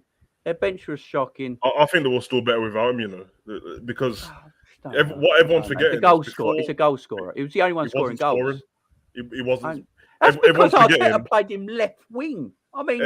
mate, once he signed that £300,000 contract and that, all of a sudden he wasn't even playing well. Him and Lacazette, to be honest. That's bloody Arsenal's ridiculous. But you just can't get rid of goal scorers. I'm sorry. Because you got to remember, their problem when they threw away the top four wasn't scoring goals. That wasn't the problem. They were scoring goals and stuff. They were just leaking them at the back. They were falling apart, and it's not like he was a leader on the pitch. If he was that kind of striker, then that's a little bit different. But he'd just go missing. Yeah. So what's he on about? I'm sticking up for your team. What are you chatting about? Oh, it's the same geezer. You blocked him and he came back somehow. I'm sticking up for your team. Bloody hell, Jesus Christ! YouTube platform will never see any of you guys. Mate, I'm 41 years old. Behind me at Anfield. Mate, I'm 41 years old. I've been there. Jesus Christ. Also, I get a better seat at home because I get all the angles, so just leave me alone. Yeah, it's just like... Devin, I'm there at the end of next month. I'm there. I'll happily meet you because by the sounds of that, you must go to the games as well, so we can meet up. That's fine. I'm just sticking up for your team, man. I'm sticking up for your team. Look, if you're one of them Arsenal fans who think you go finish third, second, or first, and Gabriel Jesus is the reincarnation of R9, you might have more of the issue than me. This is the kind of geezer who his photos up in Arsenal's ground and he ain't allowed in, bro. He's a plate cleaner, man. How can you block someone and they come back with a new profile that quick? I didn't actually. I didn't block him yet. I just let him. No, but you got blocked last time. Yeah, I just let him run his thing. Yeah. So what was we going for, though, in that game? Tottenham. I think I said a draw, didn't we? They cancelled. That's a 2-0 Chelsea. 2-0 Chelsea. I'm going opposite, you know. I think it might be a bit of a blockbuster. I'm going 4-3. I don't know who to, but it'll be 4-3. 4-3. I just think that Chelsea are they've got good players, but they've not had the time to sort of fix together yet. So I think that they might be a bit open. I think all the quality players are on the pitch are the forwards. So I don't know. I just see goals. I think it'll be a great game. I think it'll just be a really, really good game. I've got 4-3 in my head, and I don't know who will win. But... You know what could happen, and it could be one of them weekends where like Chelsea and Spurs draw, Man City get a shock loss to Bournemouth, and we win, but Arsenal goes top of the table. No, I don't know what we were. Because they will in it, because they'll have 6 points, and they're on the alphabetical order as well. You know they won't shut up about it. Oh, man, it's just. It's got makings of being a really good game, though, hasn't it? It does. Yeah, it has. Yeah, I normally enjoy Chelsea versus Spurs games. Yeah, definitely. I'm looking forward to it. I don't know if I'm going to do a watch along on it because I don't know what's happening. Because I don't think I can actually. No. So because it's a Sunday game. No, I can't actually do a watch along for it because Lauren's going to the hospital Sunday with Penny because you got to go the night before. So yeah. it's going to be a What's mad that? one. 4:30. Half 4. 4:30. Yeah, the Saturday Yeah, game's fine, Brentford, just- Man United. yeah. I might be able to do the Brentford Man United one because that might What time be they able to playing? retain. Saturday? Man United Brentford's the 5:30 game, and 4:30 games on Sunday is the Tottenham match. Interesting. I watch too much damn football, to be honest, bro. I don't even...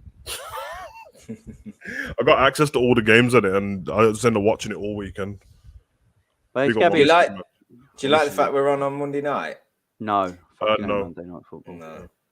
We never had a single Monday night game last season. Then they gave us 2 in a row. Bastards. It just don't. I said it earlier, man. seems so long. It felt like it's been 2 weeks already since we played. It feels so feels long. long, And doesn't then, it? then when you play Monday, we've got to wait till the following Monday. You know what it feels like, that's innit? a It feels like the international break. Yeah, it And I just feels so hate long. that, bro. Just There's feels nothing I hate so more. long. You know that flipping. Just feels so You know the long. intro music to England games, bro.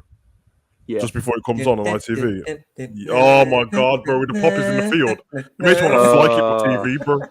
Yeah. Oh my god! And then it goes to the studio, and everyone just looks miserable, bro. And I'm like, you look how we're about to play football, and only Ian Wright's trying to big up the team, and everyone else just looks like. And they've always got Roy Keane now in England matches for no reason. You're right. They just never got the dress code. Just rocks up in whatever. He's always dressed like a flipping. I love Ian Wright. Oh man, he's a It's legend, just man. casual, man. It's just casual, and Ian Wright's a secret Liverpool fan. I don't care what anyone says. Man loves the club. Do you know what we didn't He speak loves the about? club. Anyone concerned at all about Palace?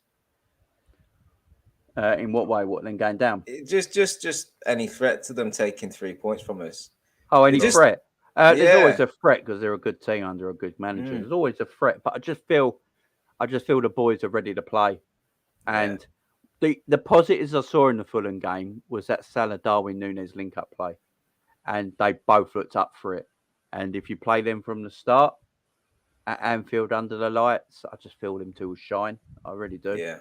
I'm looking forward to their partnership. And if Harvey plays on the right, which I hope he does, but I don't think he will, for Hendo will start, then yeah, I mean, a lot of people have a problem with Harvey starting. Have you heard about this Harvey stuff? No, I didn't know anyone had a problem with it. Yeah, a lot of people don't want to see Harvey playing because he won't do the Trent work. He won't do the Hendo work that gets Trent going forward so much. Yeah, so they're Trent worried. can do his job then, innit? So they're worried about Harvey playing in that position. But I can understand why people are saying that because we're so used to Hendo. They're covering Trent. But Funny that, innit? Because I don't like Hendo either. yeah, but Klopp don't seem to have a problem with it because he does like Elliott playing there. So yeah. But then I don't actually see Trent get as far forward when Elliott plays on that side of the pitch, though. In the few games that we've seen Elliott play in that right centre mid with Salah and Trent, it's been brilliant. So It's the sample size is great. Link up play. I like to see it going forward, but I think Hendo will start. I think the boys are just up for it, and I think they will just. I think they're up for it. I think they will make a statement. It's at Anfield, first game of the season. Want to right some wrongs, and just put a bit of happiness out back on everyone's faces. And yeah, I think the Zaha worry. I think he's great at carrying the ball forward. They're going to look for the diagonal ball to him every time. But it's just going to go over Trent's head every day. Every time he cuts in, when I was watching the Arsenal game, he cut in perfectly every time, and there was no one to look for. Like, there was just no one there for him. Ayew arrives late, and he's not even the good brother. And yeah, it's a bit meh. You know what I mean? They've got people like, if they put Mateta on and stuff to try and bully the back, but it's Virgil and Gomez, isn't it? So we should be fine, to be honest. Yeah, that ball over to Zaha is what they're going to look at. I think that's what Vieira's going to probably target all game. Because they're going to try and exploit Trent one-on-one with Zaha. Look for the balls over the top. We do know Trent's weaknesses is something behind him. We know that. So, they're probably... Trent actually plays better against the people that... But Trent plays really well. Trent plays really well against speedsters. Yeah, he does. Trent actually played really well against Vinny Jr. in the Champions League final. Yeah, it was just that one. It was just that one mistake. But Vinny Jr. never actually went past Trent the whole game. Did the same thing against Son in the Spurs game as well. Yeah. He's actually really good at that. It's like, for some reason, Trent's more clued on when he knows it's a tricky, quick winger.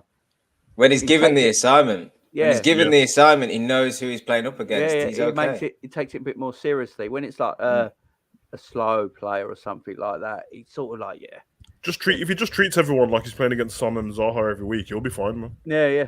Anderson's quality for Palace at the back as well. Yeah, it was decent. He's an angry guy, though, isn't he?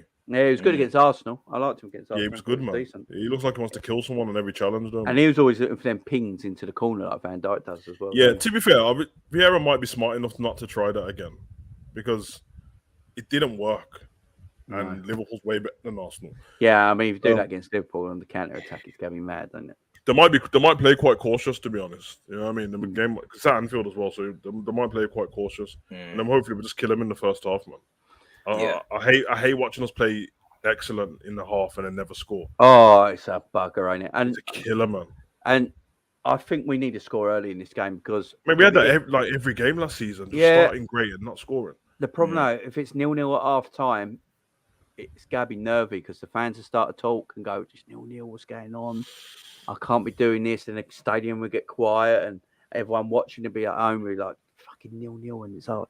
So we need to get to a very fast start, get a goal, opening 20 minutes, go right at them. And well, you say that. I agree. But Palace they'll probably start with a midfield of Zaha, Eze, Schlupp, Ayew, maybe Decore, right? And there is like energy in that midfield. So Liverpool have to win that midfield battle hands down, right? They've got to. Yeah. But them players, some will see at 90, but they'll tire, and they'll bring on people like Milivojevic and probably who's the blonde fella, Will Hughes and stuff. Will Hughes, bro. And at that point, if they're doing that on the 70th minute, you know they're camped in. Blonde's a bit strong. Well, white hair, whatever he called it. Then, the man's ginger. Yeah, they'll probably start with they'll start with Edouard up front maybe, and they'll bring on Mateta. Like off the bench, they've not got anything to threaten us. So look, even if they do have a good half and they're high energy and they're battling for second balls in the midfield and all of that, and they manage to shut up shop and keep us out, I do think they'll probably tire in the second half as well. So. Yeah, I'd love us just to get this goal early and just control the game and stuff. But I won't be panicking if it's getting to like me either 50, 60th minute because I don't think it's a game where Palace can really close up shop. I don't think they get stronger as the game goes on, to be honest. No, same. Yeah, they actually weaken trying to defend, man. Then they have to keep playing. That's how they play, it. So Edouard had a stinker against Arsenal as well. So expecting too much from him. I think that Elise is still out as well, and I quite liked him when he was playing. Oh, he's he's great. But he's better against him, bro. I think he's probably a little better in Eze as well. Right, we have to call it there, guys. Let's just hope for a good weekend of football.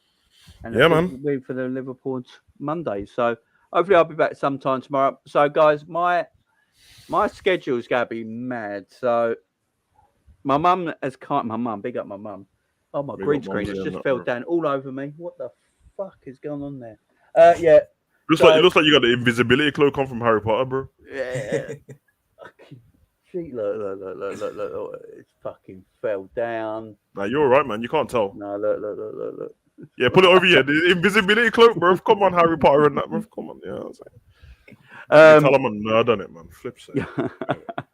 So yeah, all my schedule's gotta be weird. So I'm not quite sure, but big up to my mum. She said if I let her know my schedule, she'll see what she can do, and maybe have kids for a couple of hours for me to do videos and maybe some watch alongs and things like that. So I'm gonna have to see how it goes. Obviously, it's only gonna be for 6 weeks. It's not gonna be forever. So we'll get back to normality after that. And it's a long old season, so it's not the end of the world. But yeah, everyone's just gonna have to hold tight with my stuff at the moment. Yeah, just make sure. I'll try filling on some of the gaps. To be fair. Yeah, no worries. I'll just check the schedule, and if you're not on, I'll just jump on live and that. So everyone just look on the notifications. Yeah, so get Love on and Cav to jump on. He's always itching to talk, man. Look at him. Yeah, look at him.